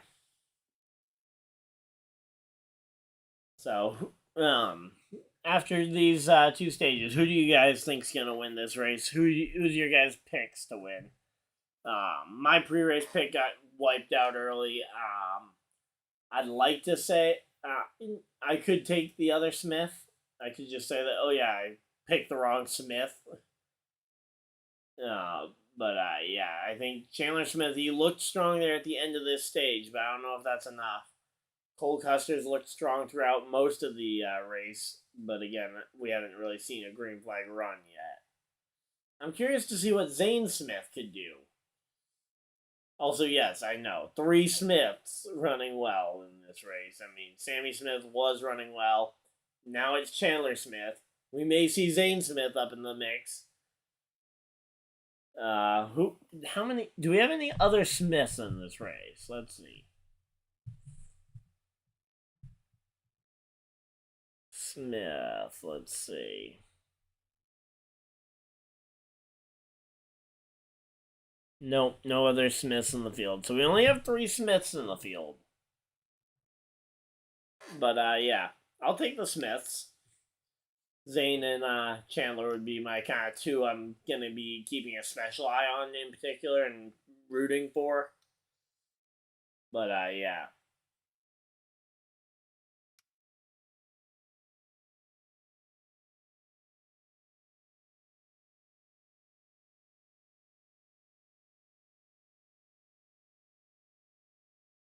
So here we go. Pit road is open, and Sam Mayer, Cole Custer both get to their pit stalls. The 2 colleague cars, Chandler and Daniel Hemrick, aren't quite there yet. Now they hit their pit boxes. They're a little further down pit road comparatively, it looks like, compared to the others.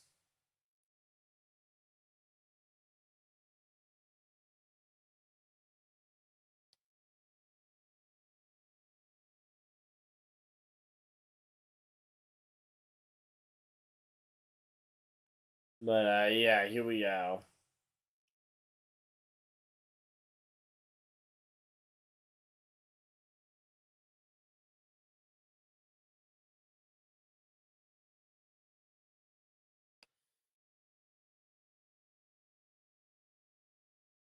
Oh, Sam Mayer got blocked in by... Oh, no. Oh. So, looked like the 35 lost track of where he was on pit road, but it didn't actually affect the 1 car. But then the 1 car launched out into somebody else's pit box. Luckily, didn't hit a crew member, because the crew member was right there and pretty close to squeezed him. But, again, didn't look like a major impact or anything. But, man.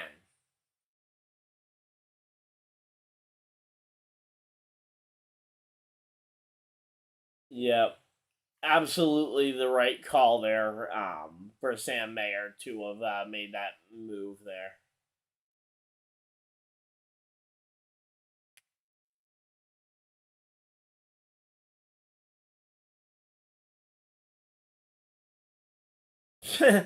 Their race recap. Spin crash, spin crash, spin crash. That's pretty good. And pretty accurate, honestly.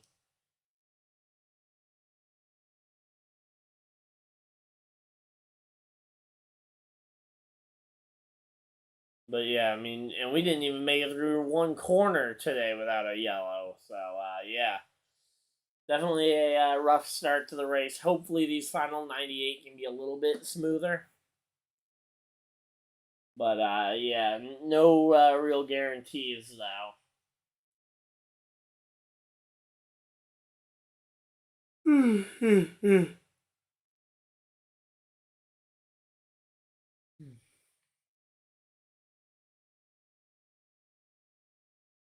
But yeah, so we're gonna have to wait and see where everybody kind of comes out here. But yeah, let's say 8th yellow of the day.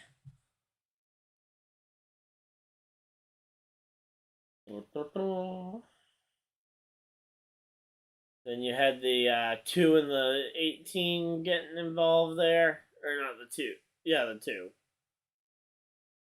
But yeah, I mean, again, just kind of recapping this race. It's been chaos. There's been very little that's actually happened organically. There's just been a lot of yellows here, which has made burning up your tires a lot less of a worry.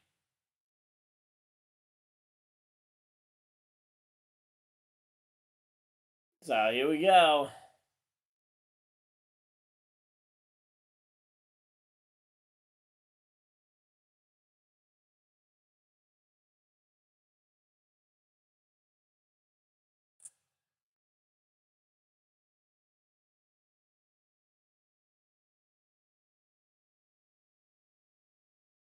But, yeah.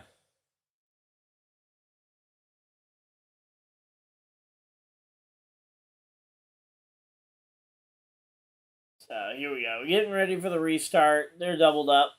Looks like Chandler Smith on the inside, Custer on the outside. I'm assuming Hemrick took the inside behind his teammate. Yep, there he is. And, who's the second car on the outside lane? Hard to tell from this camera angle because they got a really hard camera angle. Green, green, green. Green flag's out and they're racing, and I guess we'll get to find out who it is based on the push. Looks like... it's Nemechek. Nemechek was the car starting in 4th place there. So, yeah, here we go. Zane Smith going to try and make his way up into that fight as well here. But, yeah, again, it just kind of seems like if you can just get out in front and let the guys battle for second on back behind you, you can really stretch out a gap while they're running side by side. Even though they really shouldn't be having that much aero problems here. I mean, in theory, this shouldn't be a super aero-dependent track, although it really does race a lot like a lot of the other mile and a halves in a lot of ways. Like, this track, it's definitely different. I don't know what it is about this, but yeah.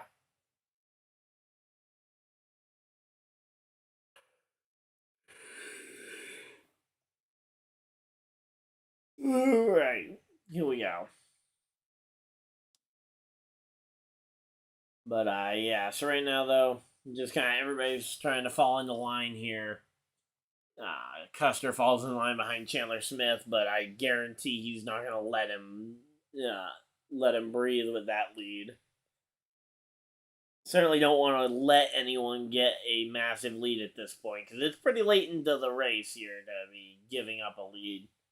Not to mention the potential for this being the last restart. Obviously, it's unlikely that it's the last restart, but yeah.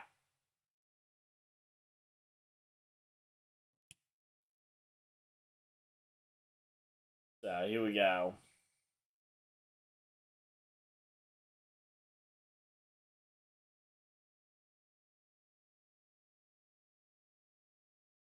So here we go.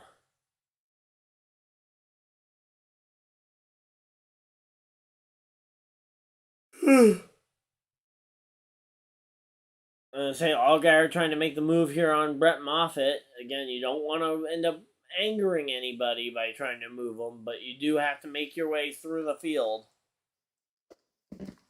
And yeah, so here we go.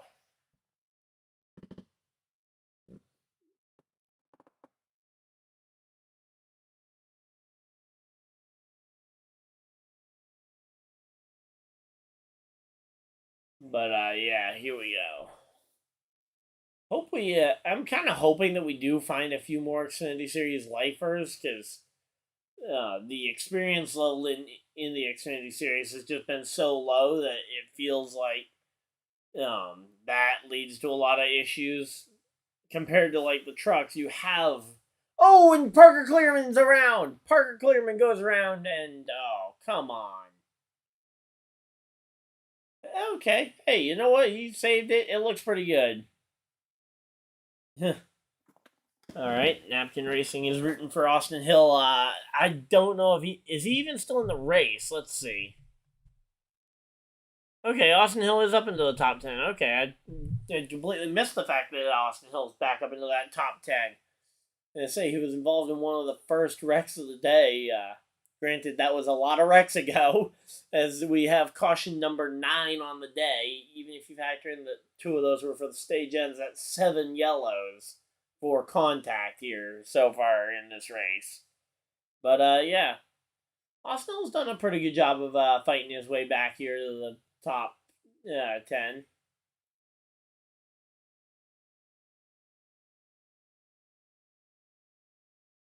So, tire going down for Kligerman. Uh-oh. Let's see. curious if he had an extra set of tires in back there.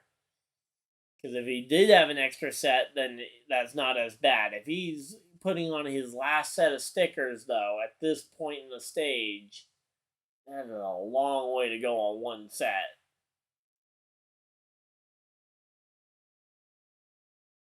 But, yeah, the fact that Parker Clearman had a spin like that off the bumper of somebody and isn't completely torn up, I will say is a pretty good day for him.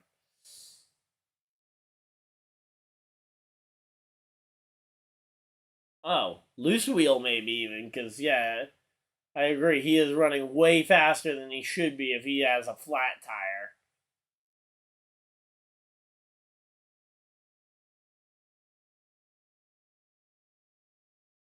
But, yeah, here we go.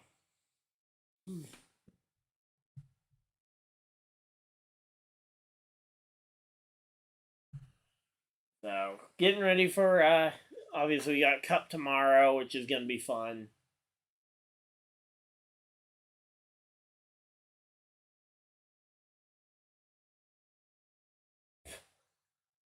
Okay, so Kaz Gralla and his spotter were kind of talking about it, and yeah, so apparently, Parker Clearman didn't get a chance to give any kind of warning, hand out the window or anything about trying to come to pit road there, and that's what led to that incident. So it sounds like they had some kind of incident they wanted to come check out on pit road, and not everybody got the memo, or it sounds like almost nobody got the memo because they may not have even written a memo.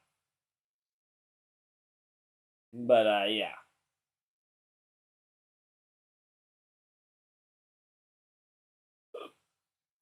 Here we go.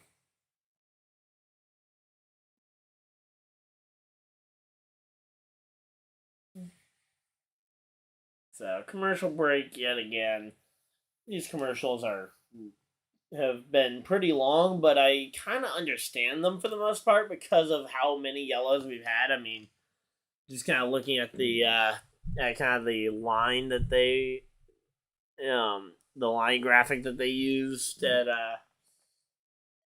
Atlanta to kind of show the progress on the race, and it's like, yep, yellow, yellow, yellow, yellow, yellow, yellow, yellow.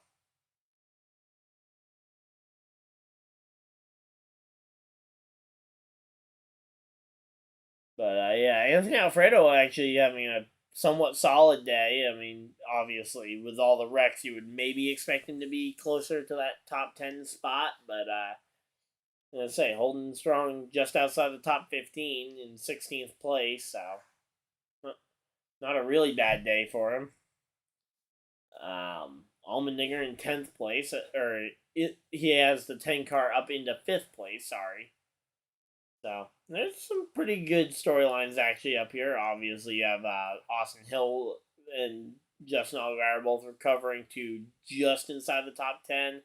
And Allgaier is actually the first car outside the top 10 in 11th place. But, yeah. So, it's going to be an interesting one, though, as we get ready to hopefully see this restart. But, yeah, that's kind of the quick rundown through the top 10 here. They're showing a commercial for the for New Hampshire, and I love New Hampshire. And say it is my home track, by the way, if you guys are wondering. So yeah. But yeah, Crayon 301. I'd love to get there for the races next month, but I don't think I'm gonna be able to. So unfortunate. But yeah.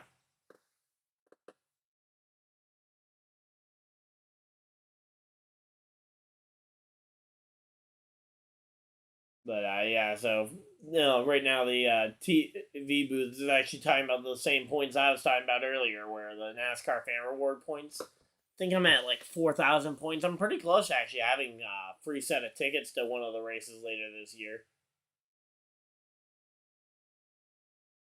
But yeah, say survival in this race is definitely there. I'm not even sure if keeping up with adjustments is really even possible right now because you're having such a stop, start, and no, they are doing choose cone. I did not realize that. Otherwise, would have been paying more attention to who was choosing where.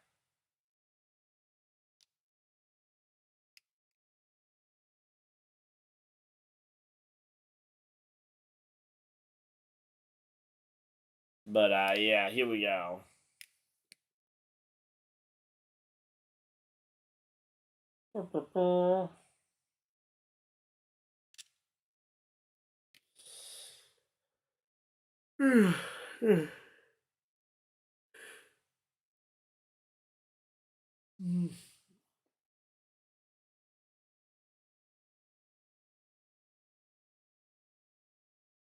Daniel Hemrick, he's up to third place. He's on the inside of row number 2 here.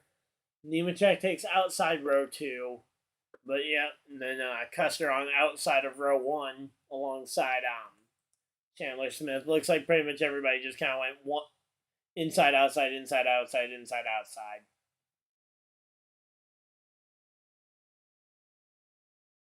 But yeah.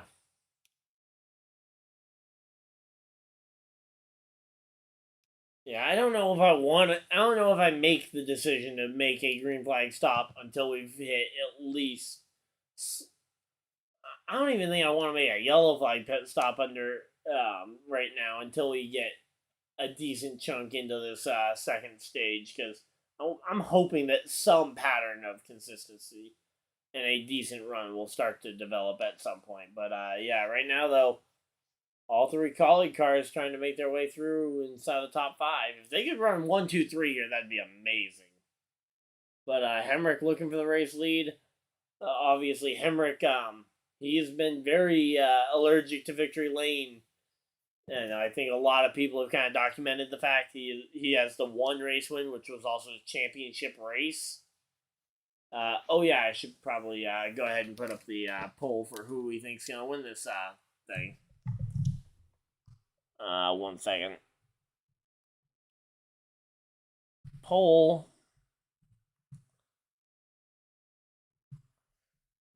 Who wins the Tennessee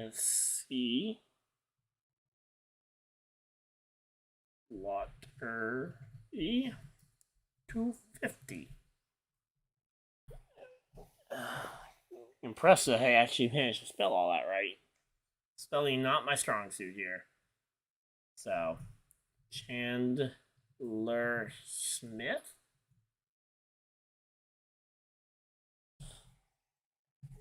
Let's see who else is up in that top few spots. Let's see. Daniel Hemrick.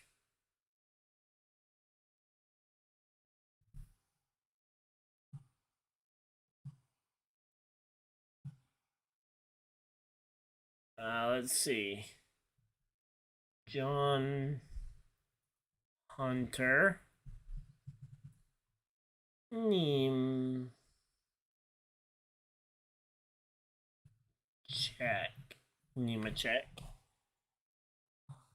And other.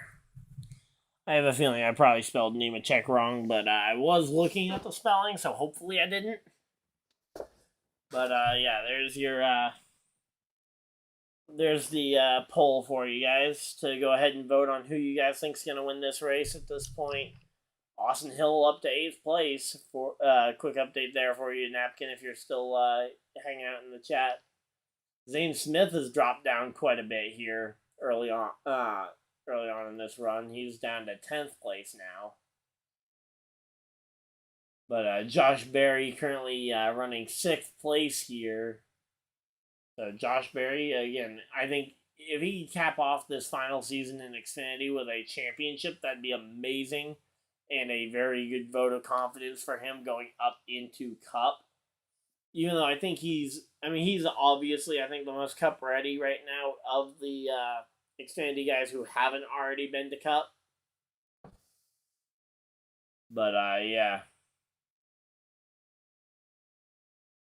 Oh, That's what happened to Riley Herbst. I thought he just had a I didn't realize what happened to him, but he had an uncontrolled tire penalty, which sent him to the rear of the field earlier on. But yeah, so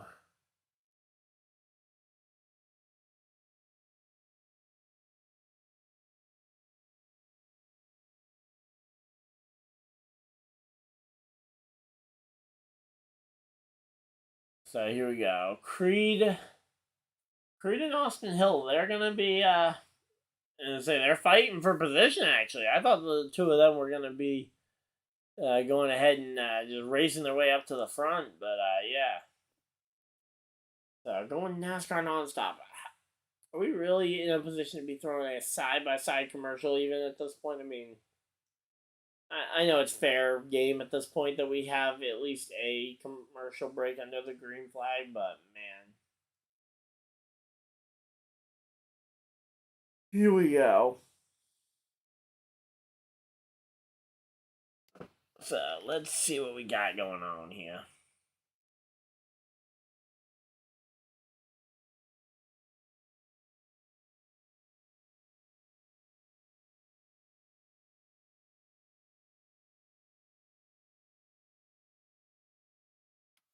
But yeah, right now though, John Hunter Nemechek looking the inside here on Daniel Hemrick.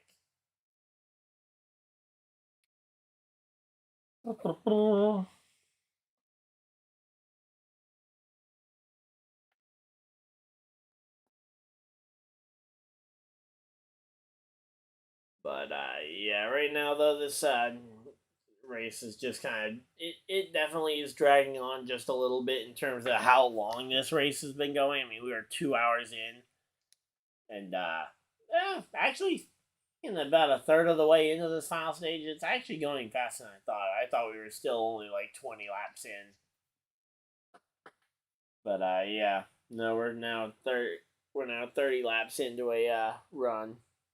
Or not into the run, but 30 laps in, just into this final stage. I will say I hate Liberty Mutual and any yellow sponsor in and around the leaderboard. It should not be a thing. Makes me think we see a yellow flag here. But yeah.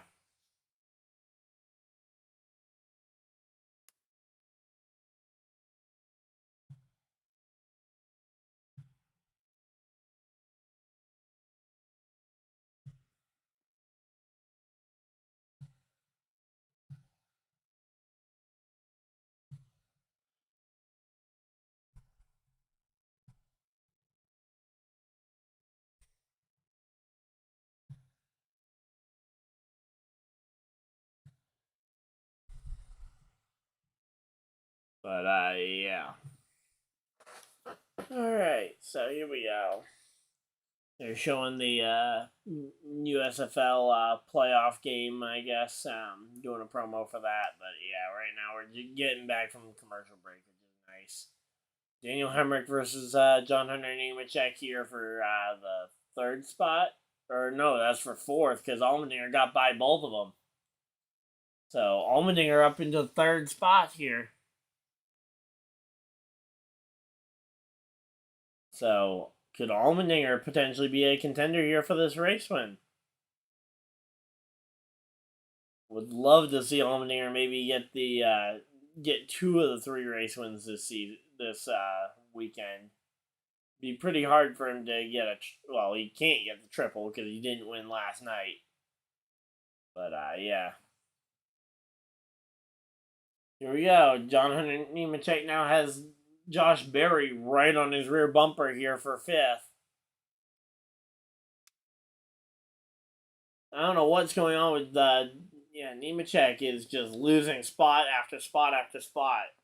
Whether it's guys getting to his rear bumper and he immediately losing the fight or what, but he is losing a ton of time here.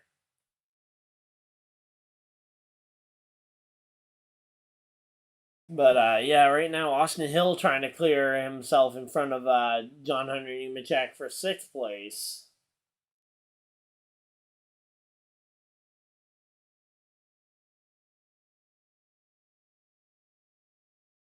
But, yeah. I say, it's definitely an interesting race. I'm not sure if I would trust this thing to run green quite yet. Like, it has not been a lot of green flag racing so far. But it sounds like we might be seeing John Hunter Nemechek coming to pit road here. So, Nemechek coming to pit road. That's going to be,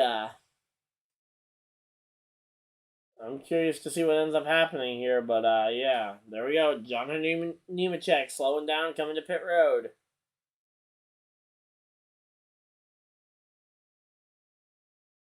And there we go. John Hunter Nemechek pulling into his pit stall. And one of the potential contenders for this win. Loose wheel, we're assuming it has to have been a loose wheel here. And, yeah.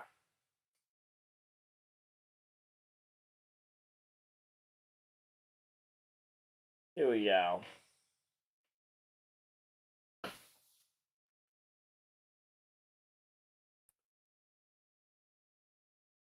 So, curious to see how many laps Nemechek loses here. And, again, can we stay green flag long enough for Nemechek to pull it off?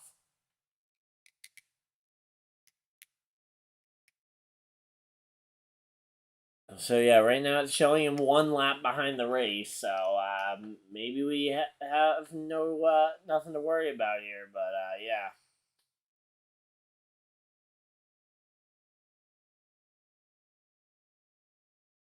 But yeah, here we go. So Cole Custer is actually keeping it very close to Chandler Smith compared to what happened at the end of stage number 2, where Chandler ended up with a 2.5 second lead. So Custer is definitely keeping this one close, and we're about to hit lap traffic, which is gonna only make this even crazier. So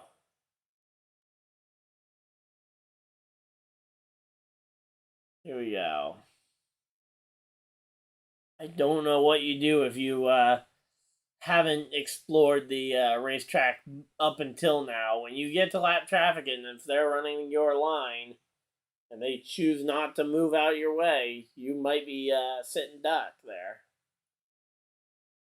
Which that's why I always try and recommend to the guys when we're playing video games to practice running the offline.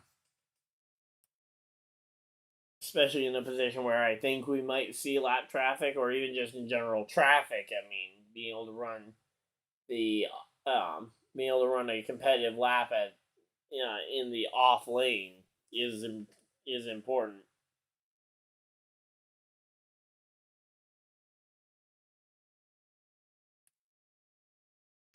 But yeah, here we go.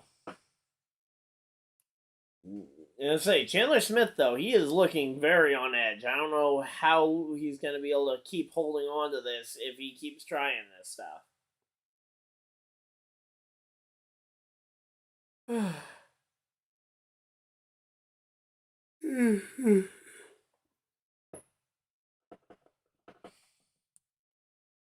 Chandler Smith versus Cole Custer for the win. That's going to be the interesting story down the stretch here. We'll have to wait and see if some of these other guys can become contenders.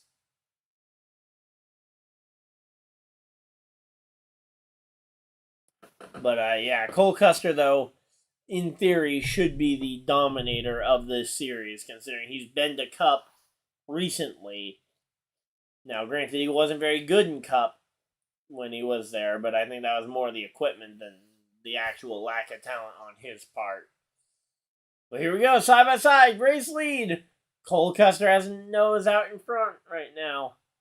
We'll have to wait and see, but there we go. Custer gonna try and slide up in front. Chandler Smith way up on the outside. He's able to hold down the fort, though, at the top of the racetrack. Here we go. Chandler Smith, he's driving it very deep into these corners here, trying to break even with the with the 00 on this one. And Chandler able to clear down the front straightaway, and it's Chandler Smith leading at the line. But yeah, right now though, the number 8 car, he is absolutely flying here.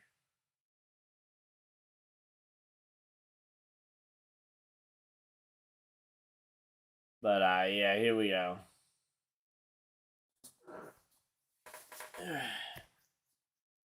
So right now we're just kind of waiting to see what ends up happening, but it's still a side. Actually, there we go, side by side between Custer. I thought Custer, after the first attempt failed, I thought he was gonna wait a little bit before taking a second swing, but there we go.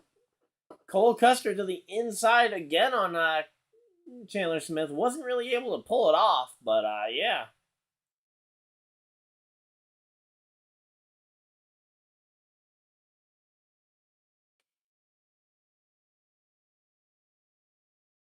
Here we go. Here we go.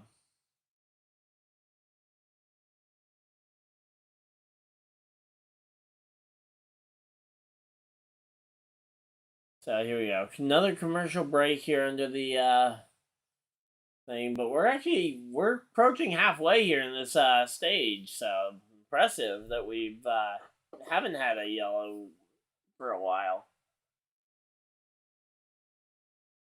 So there we go.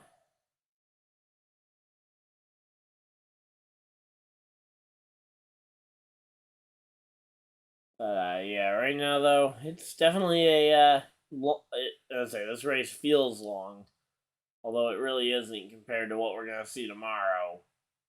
I'm just hoping for better pacing tomorrow, like not having two pileups on the first 2 laps of the race. But yeah, I'm hoping I can make it all the way to the end of the Cup race tomorrow. But if it ends up being a lot like today, with a 7 o'clock start time, I may have to stop early because it is going to be running late.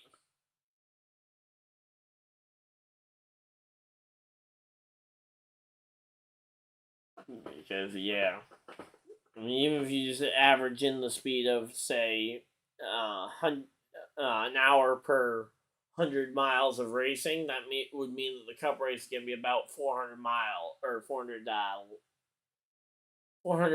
which would mean 4 hours of racing, which is going to be a long time. Here we go. Here we go.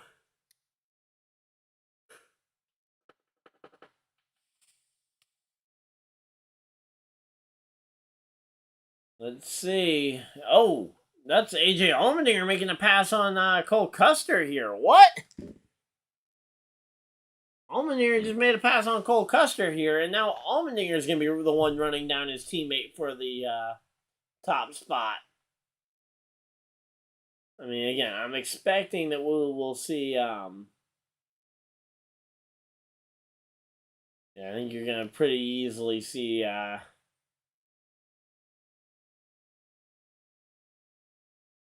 Yeah, this is. Let's say again, race is dragging on a little bit.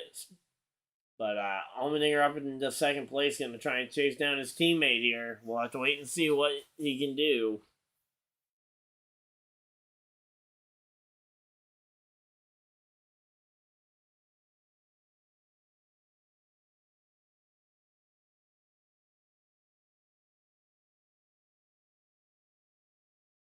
So here we go. Oh, there we go. Side by side. Chandler Smith and AJ Allmendinger. And AJ Allmendinger, the experienced veteran, the full-time Cup driver this year. Allmendinger and easily clears over Chandler Smith for right now. Curious if Chandler decided to give up the spot intentionally to try and to try and just kind of get them in line and try and not lose so many spots. Not to mention potentially looking up to Allmendinger as a mentor. Well, obviously, we'll have to wait. We don't know for sure that that's what happened, but yeah. See that being a very easy one, though, where it's like, yeah, follow the guy that's doing the best.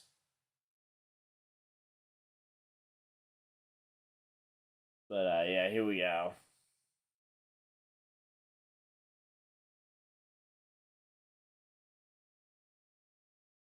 Man, here we go.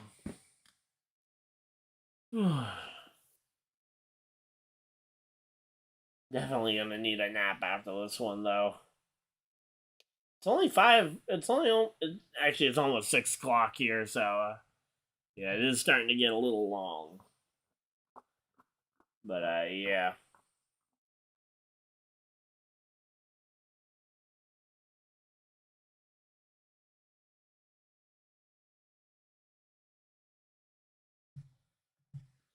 So, here we go. I'm hoping that we can see this run green all the way, because that will give John Henry Nemechek another shot. And, Allgaier comes to pit road. Allgaier coming to pit road. Last set of tires for him, I'm almost certain on that one. Oh, someone's gone and put a vote in for other on the poll, so I'm guessing someone thinks Allmendinger's going to hold on for this one. Oh, Chandler Smith and Custer coming to pit road. Chandler Smith and so I guess Allmendinger or Allgaier, sorry, I think Allgaier coming to pit road is now drawn these two to pit road. I think the rest of the top 10 will now be drawn to have to come and match this move. So I think you're going to see some of these guys start to make some moves to try and get this spot back.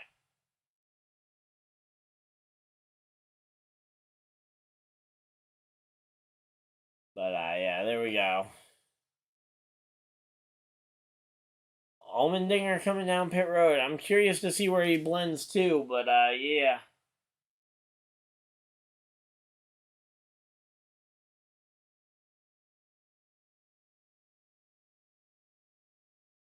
But yeah, here we go.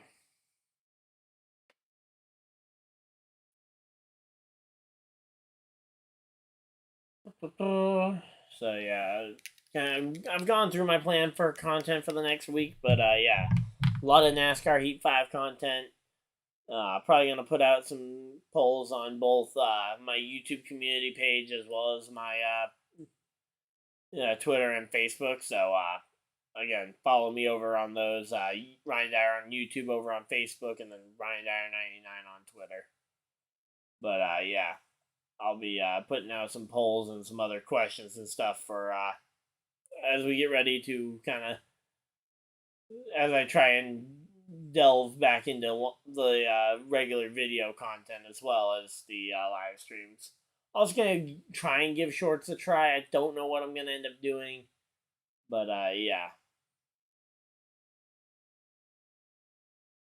Yeah, I might try and give actually doing YouTube Shorts a try,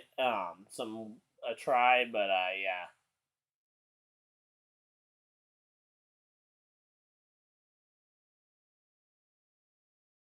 But yeah, it'll be kind of just a question mark as to what I end up doing.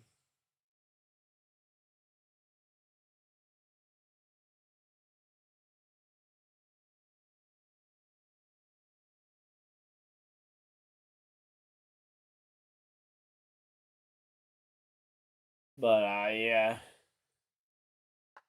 Sheldon Creed, too fast entering pit road.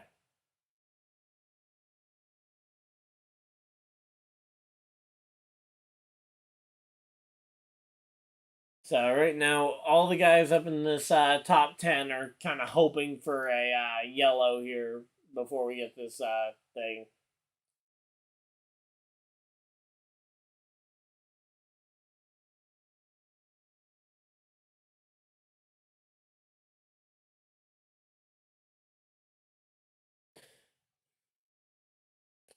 But yeah, we're getting ready though. It's close to the end of this thing.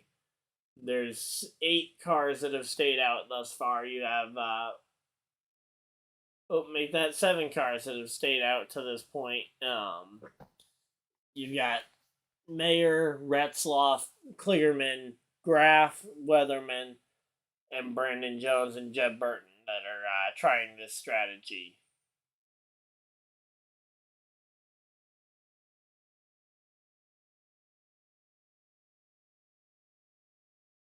But yeah, here we go. Oh, and someone pulled off to pit road. That's Joe Graf Jr. pulling off to pit road there. Driving that number 38 RSR Ryan Sieg Racing Number 38. He's been running that one a lot this year. Oh, wait. Also, Sam Mayer comes to pit road. I didn't see him pull off pit road, but pull down to pit road, but he's down there, so. Here we go. I am curious to see what ends up happening when these guys get out on the track and see what ends up occurring. Got some votes for Chandler Smith here. Again, I think it's going to be a kind of a toss-up here as to who ends up getting this one.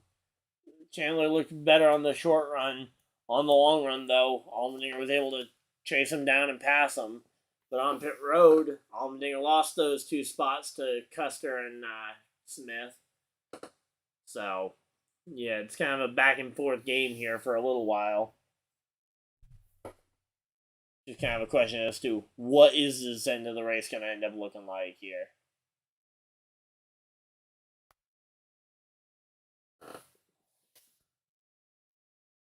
Alright, let's see. So, Kyle Weatherman comes to pit road. So, Chandler Smith is back on lead lap. So, yeah. But, again, if you have fresh tires against the field, it'll be hard to beat you.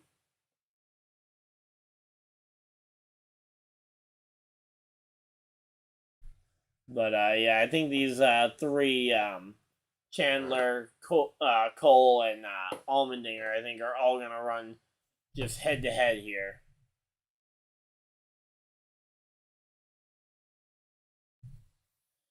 But, yeah, here we go. Allmendinger there starts to make the pass here. He's going a little earlier even than he did last one. But, yeah, he's taking the lead, or he's taking the second spot here from Cole Custer. Or what will become the second spot. Parker Retzloff pitting now. And that puts 3 now. Kligerman, Jones, Burton. And Jeb Burton comes to pit road.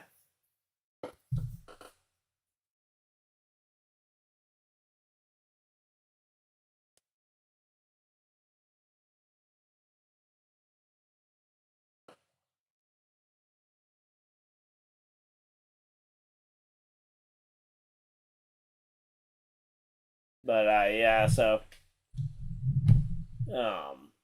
let's say the damage on the 10 car might be helping him out, and the other drivers don't sound too happy about it.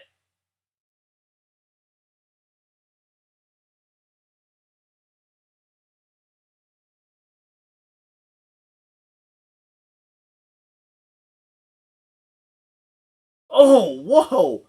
Was that a big slide or was that a bump and run there from AJ Allmendinger? But, yeah, Allmendinger just got moved his teammate there. I don't know if it was really him pushing or if it was the 16 getting loose. But, yeah, there we go. AJ Allmendinger, new race lead. Well, not race leader quite yet. Parker Kligerman still holds the overall race lead as they go to commercial break. But, yeah, so right now, Kligerman is the only driver out in front of the field. Brandon Jones is in 3rd place. He's also not pit. But those are your only 2 that have yet to pit for their final stop here. But, yeah. Looks pretty set in stone, though, at this point that AJ Allmendinger has got the lead. And the question is, can anyone hold on to try and fight him for it? I'm saying, no reason to come back down pit road, so no pit road penalties or anything coming.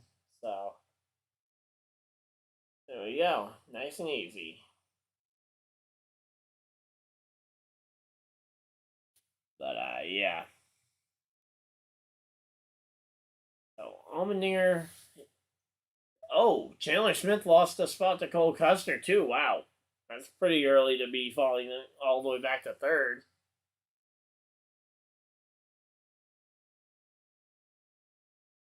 But, yeah.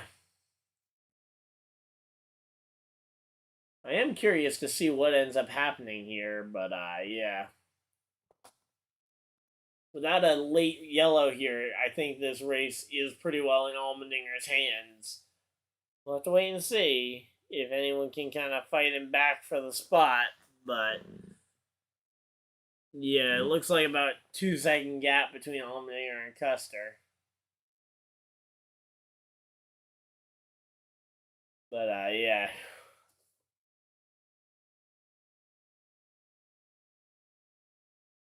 So NASCAR Xfinity Series commercial over a NASCAR Xfinity Series broadcast. I mean, I get it. You want to promote your next race. Why spend time for an ad that's going to run over your current NASCAR Xfinity Series product?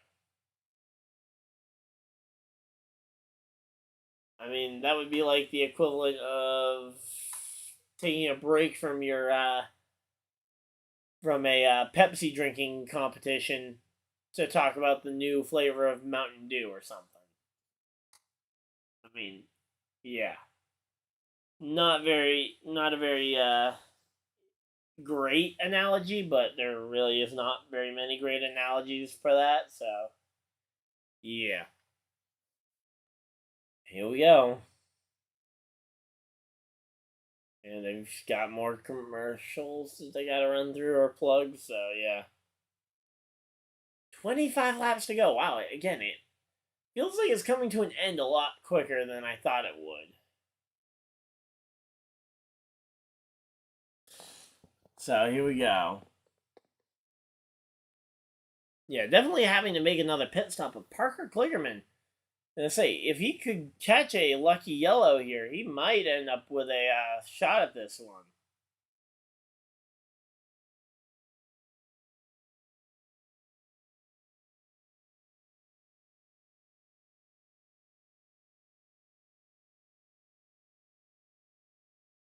But yeah, here we go.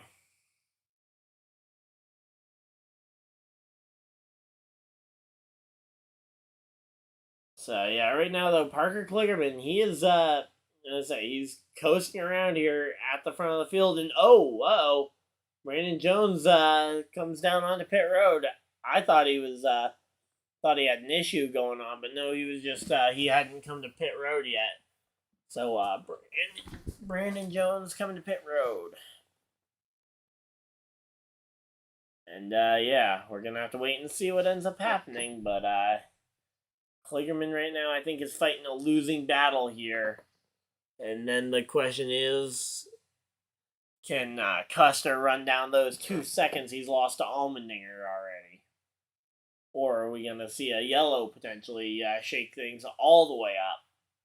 Because yellows can shake things quite a bit.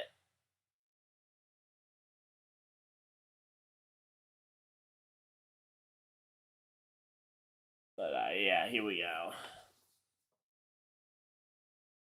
And here we go. And see, AJ Allmendinger just continuing to pace the field right now. He doesn't need to light the world on fire. He just needs to run well here.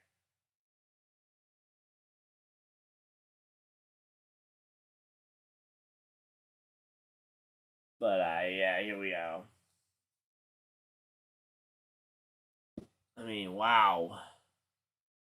Again, like, just kind of the dominance from AJ Allmendinger here at the end of the race once we finally got some long runs in. I mean, everybody was pointing to, I mean, and this is me included, we're looking at the young guys, the Smiths, Sammy, Chandler, Zane even potentially. Didn't really give Allmendinger a fair call comparatively. But yeah, right now though, AJ Allmendinger absolutely, blowing this one up on the scoreboard. Hopefully, but yeah.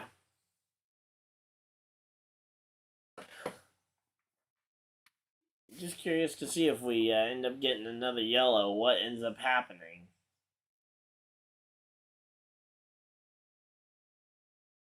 But yeah, here we go.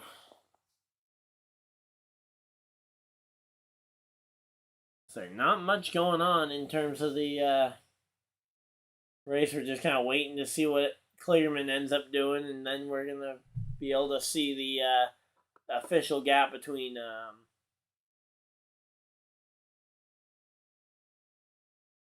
yeah, here we go.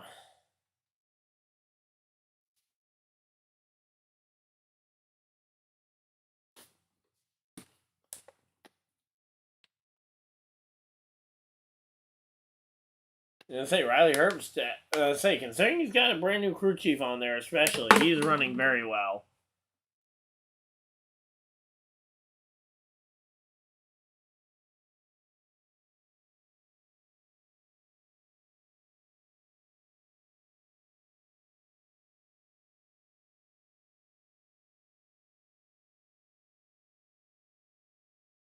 But yeah, right now though, definitely the race is starting to drag on. We got 17 laps to go here. Man. Let's see what we got going on in the mid-pack here. Chandler Smith currently in 4th place, which is 3rd essentially because Kligerman again has yet to pit. Kligerman though, he's getting caught by Allmendinger here pretty quick. I don't know if once you get caught by Allmendinger if you pit, or if you try and save it all as absolutely far as you can. But yeah, here we go.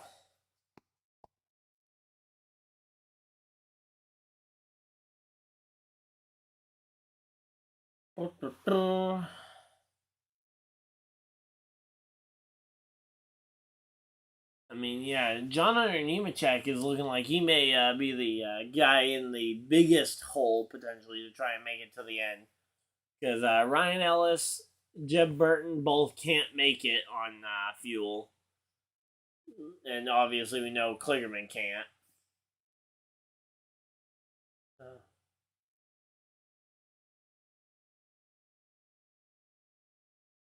So yeah, here we go.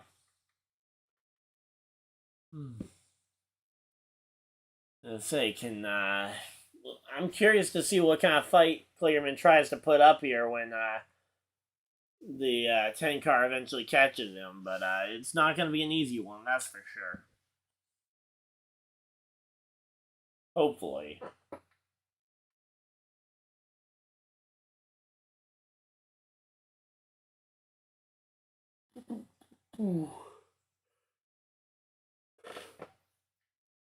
Oh, man. Here we go.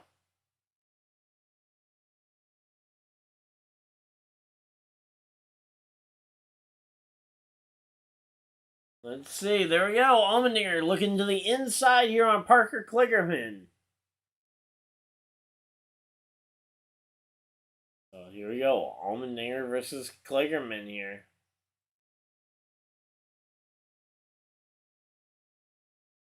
But yeah, here we go. 3 laps to... And say they think they're only 3 laps short on that 48 car. That might be enough to save. He lost the lead here, but officially there's a 4-second gap between first and essentially second. But yeah.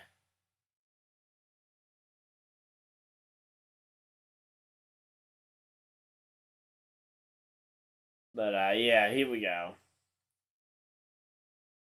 Again, what does Kligerman do? When does Kligerman potentially pull the trigger on coming to pit road? Or does he wait the entire time and wait till he's essentially sputtering on fuel? Because we very well could see that ending up being the case. I would think that'd be a little boring to see him try and do that, although I think it would be his best shot at points.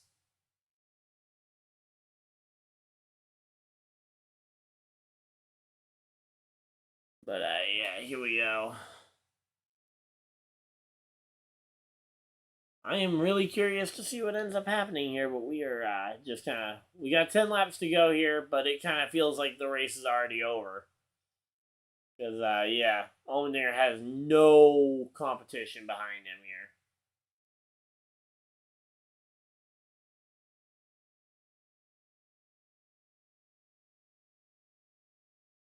But yeah, definitely this is the winningest driver for colleague racing in their history. There's no question on that one that they just said. And he probably will stay the winningest driver at colleague for a while.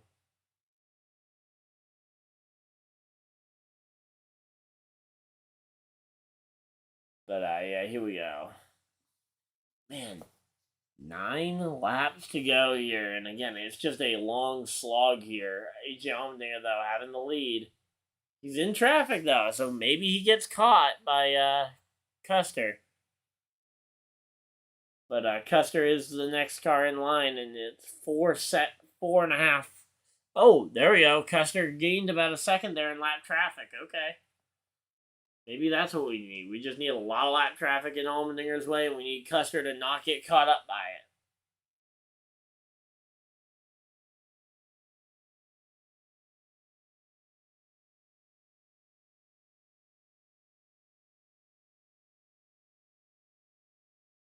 But yeah, here we go. Man.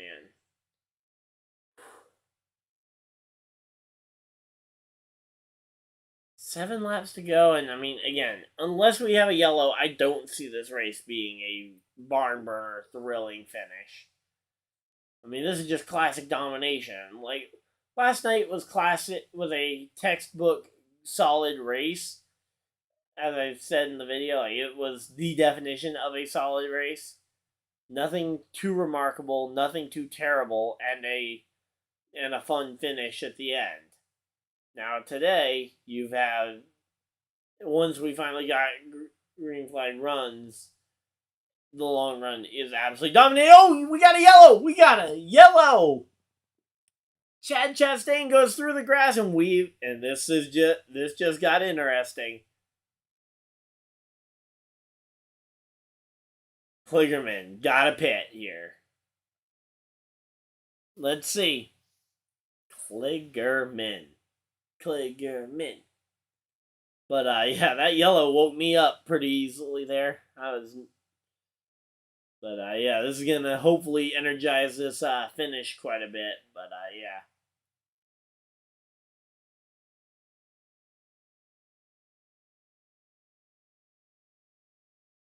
But yeah, we're about to have a pretty good finish here, though.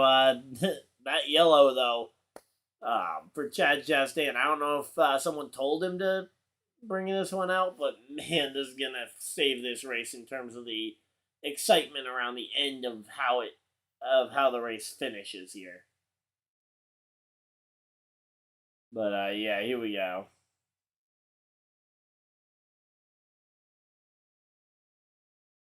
Here we go. Oh yeah, you just lost it off of turn 4. I mean, yeah, that's what happens when you're in a boiling hot car all day long. You might you might have a lapse in focus, and at these speeds, it doesn't take much to lose it.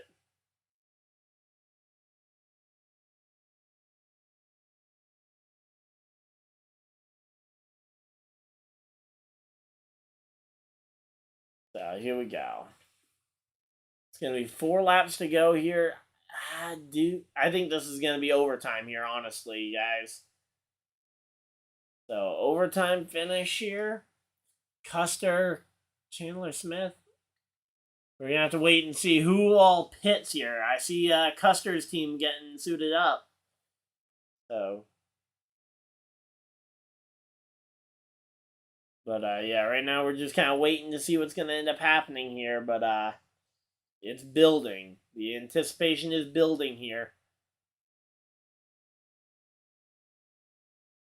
And we are officially going to overtime here. So, yep, overtime. I'm saying, not going to throw a commercial in here. If we get a second commercial, or if we get a second caution here, sending us to a second overtime, I might throw a quick commercial break in there just to make a little bit of ad revenue, but not trying to milk it a ton. Just glad that you guys are all sticking with me for this very long race so far. And here we go. Custer is on pit road. So Custer, Kligerman, Mayer, Nemechek, Allgaier, Zane Smith, Moffitt, Retzloff, I think are the pit road drivers right now. So they've all come down pit road. I am curious to see what these scuff tires do compared to the warm ones on Allmendinger's car.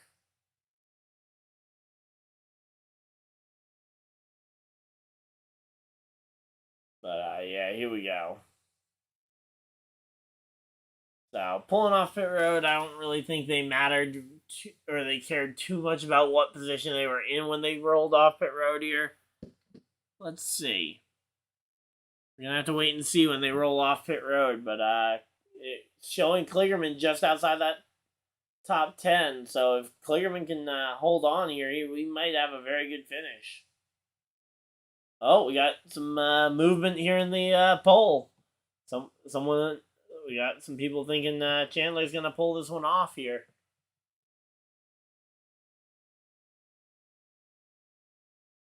But yeah, hopefully you guys are excited for the end of this race. If you guys are, hit the like button. Subscribe if you guys are new so you guys don't miss any future videos or live streams. Like the Xfinity Series race recap, probably going to be coming tomorrow just with how late it is. And I've got some cup stuff I want to work on. And there's honestly, I'm not even sure I'm going to recap the Xfinity race considering how dry it has been. I might try and do something as a video from the Xfinity series this week, but yeah. But yeah, I want to make sure I'm ready for the cup stuff tomorrow night, which is going to be fun. But yeah, here we go.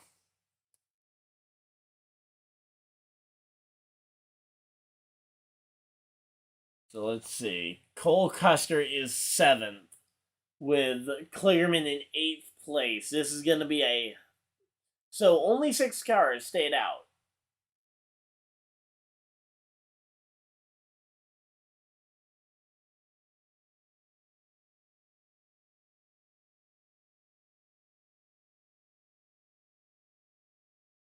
But yeah, so this is going to be decision time here.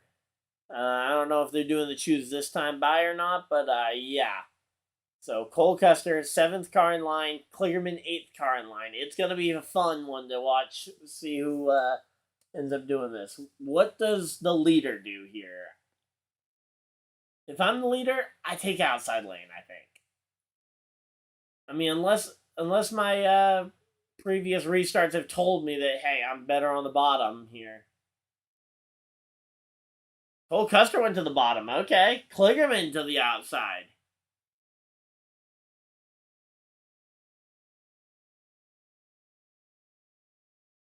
Here we go. Kligerman in that outside lane. He might have a shot here. I mean, hey, I would love it if we could see Kligerman make a bonsai run around the outside after the gutsy strategy he pulled to lead a decent chunk of laps here late in the race. But yeah, we'll have to wait and see here. Let's see what's going to happen here.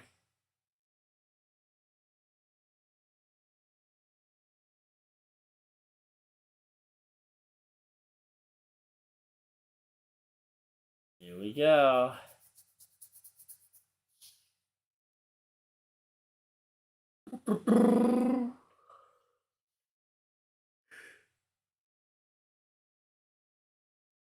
So, here we go.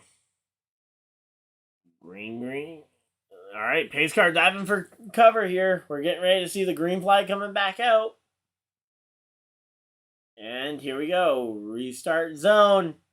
Allmendinger waiting. Green flag is out. They are racing at Nashville. And there we go. To the outside goes Herbst. Riley Herbst leading the train to the outside. He is going around, going for second. Oh, big wreck behind. Or no, only one spin. Chandler Smith spinning out.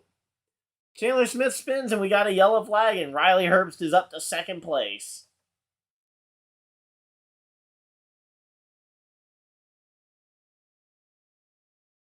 I'm curious to see what the call from NASCAR is on this one because they did do a lot of changing of lane. I don't know if they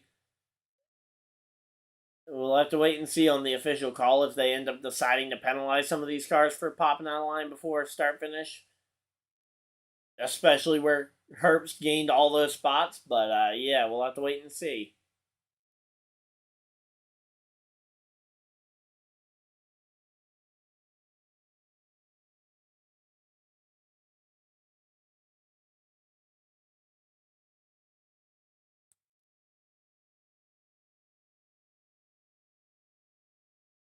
So here we go.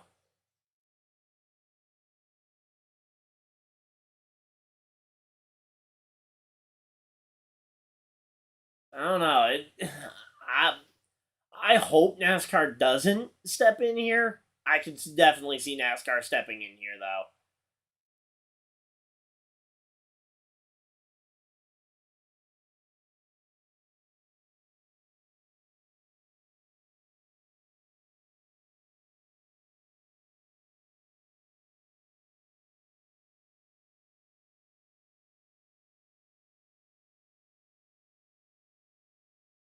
Let's say the 16 moved down about a half lane, and the 98 moved up about a half lane, making a full lane transition appear. But I don't think Riley Herbst did any. I think not Riley Herbst is going to be good here.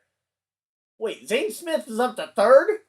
Austin Hill fourth. Hey, Napkin, if you're watching, still your boy is up there in the top 5. Oh, uh-oh. Did they move people around, or are we just finally starting to see some of these guys settling? So, Austin Hill up into third, but Zane Smith dropping quite a bit. I don't know what happened there. But, yeah.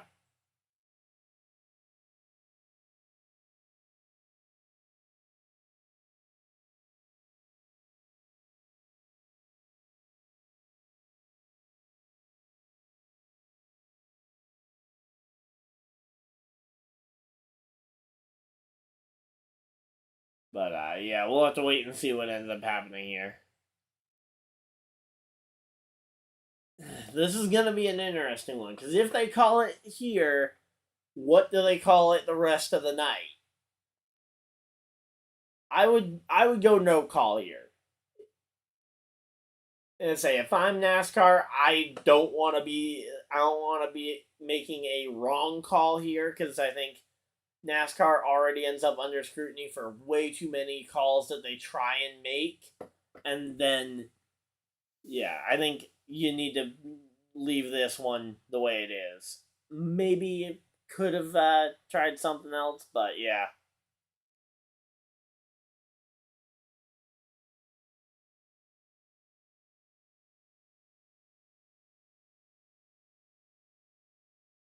So here we go.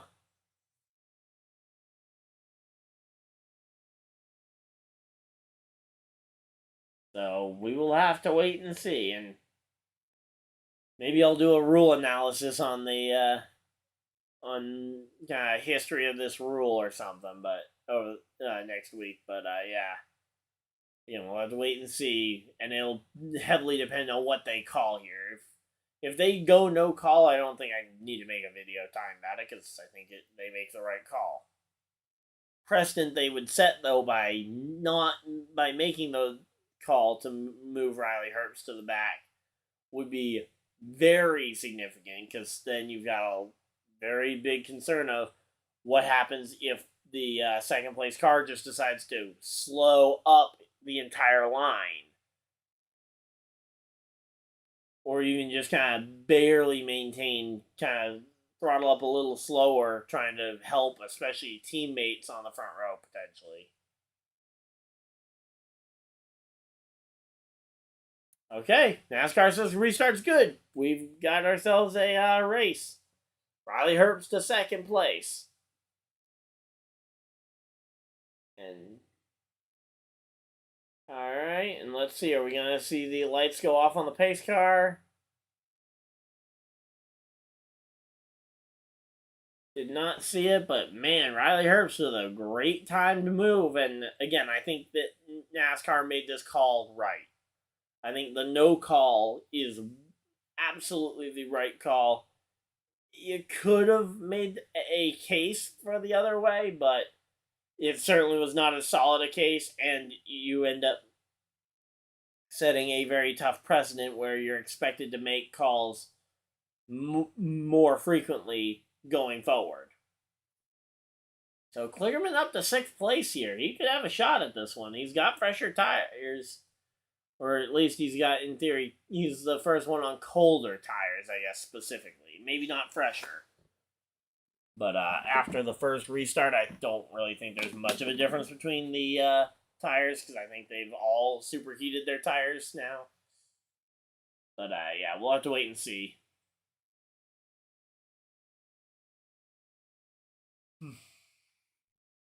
But yeah, here we go. So double overtime here. Choose cone should be this time by. So here we go.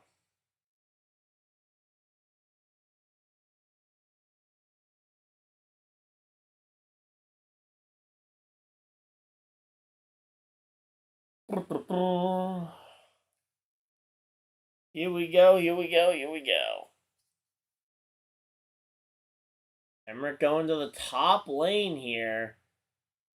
Not going with it, not going down to the bottom to work with his teammate. Obviously, he had 4th choice, so it would have been he would have been behind the 21. I don't know, let's see. Cole Custer on that outside lane.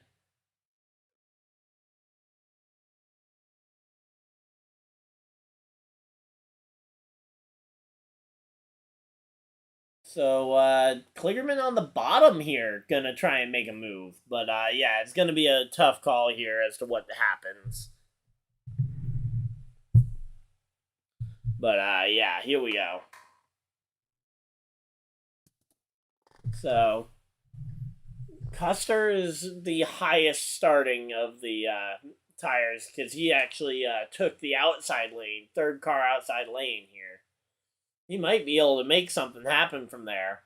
I'm curious to see what ends up happening. Here we go. Pace car dives off for cover here on pit road. And here we go. Green flag is out. Green, green, green. And Allmendinger waits a long time on that one. And there we go. Everybody waits till we get out of the restart zone to get for the restart here. And Allmendinger with a massive lead off of turn 2 here. And they are 3 and 4 wide behind. As long as there's not a wreck, I think Allmendinger has this one in the bag. Let's see, though. Are they going to stay clear through 3 and 4 here? And can someone find the room to make something happen here? Allmendinger gets the white flag. It's going to be tough to catch him here. And here we go. The 11 slides back. It's going to be a fight for 2nd place here, but Allmendinger absolutely cooked them on the restart here. But AJ Allmendinger with the massive jump on the restart here. And he is absolutely flying. Is he going to win this thing on a... Let's see. There we go. And oh, they're wrecking behind. Wrecking behind. Kligerman comes across the line sideways for the spot. I don't know where he finished, but man, comes home 11th on the slide. Looks like maybe we'll have to wait and see for official timing and scoring. But Allmendinger, no doubt, Allmendinger is your race winner. Then from basically 2nd on back, we will have to wait and see where everybody gets officially scored after that one, because there was a big wreck behind them. But, yeah. There we go. AJ Allmendinger, though, winning the NASCAR Xfinity Series race here, giving himself basically a good pre-race warm-up for tomorrow's NASCAR Cup Series race, the Ally 400. Stream for that will be up tomorrow as well. But, yeah, here we go. Was that the entire burnout? I mean, maybe he just didn't have much for tire left, but, yeah. That was a bit of a pathetic baby burnout there. I'm sure if he wins the Cup race tomorrow, we will see a massive burnout, and there is no question about it. But yeah, Allmendinger climbing from his car. I want to hear the official finishing order so I can make sure I got what I got right. As of right now, though, it looks like it's Allmendinger, Herbst, Mayer, Hill, Berry, the top 5. Nemechek, Zane Smith, Hemrick, Custer, and Retzloff the top 10. With Kligerman, Chandler Jones, and Jeb Burton being the next 3 in line. We'll have to wait and see again because I don't know if we're even going to get official results tonight, but yeah, there we go.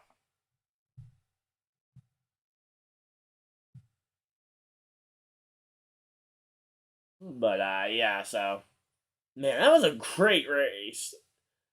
Like in the end, like yeah, it was a little dry maybe, but I mean Allmendinger is always a fun one to watch win. Now, granted, bias. I like Allmendinger a lot, but yeah, here we go. But yeah, it was a little dry, but hey, the ending I think makes up for it, and the ending 9 times out of 10 is the only thing a lot of people care about when it comes to the race. I think it was a little embarrassing the first stage and a half, 2 stages where they couldn't get a green flag run in to save their lives, but here we go. But yeah, so I'll just run through, I guess, the finishing order that we do have, just because I don't know for sure how they're going to get stacked up. So we did the top 10. We did down through Jeb Burton in 13th. So Brett Moffitt 14th, Allgaier 15th, Kaz Gralla 16th, last car on lead lap. Then Creed, Kyle Weatherman, Ryan Sieg, and Brennan Poole round out your top 20. Joe Graff Jr., Jeremy Clements, Anthony Alfredo ends up coming home 23rd.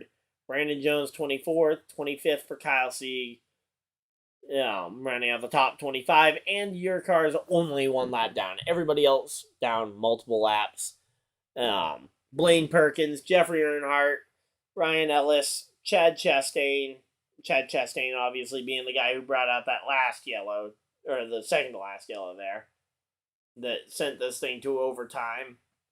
Allmendinger talking about how you never know when it's your last win, and yeah, makes sense, but yeah.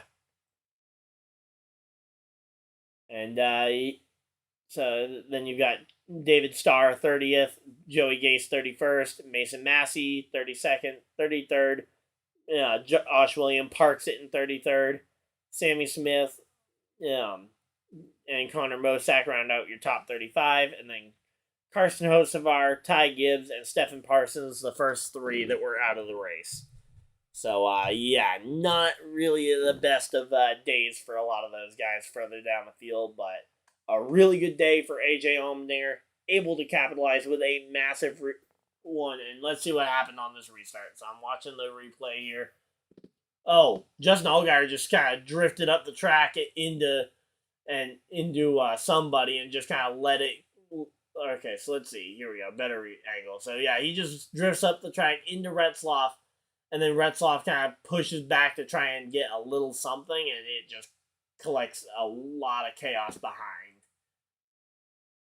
So, yeah.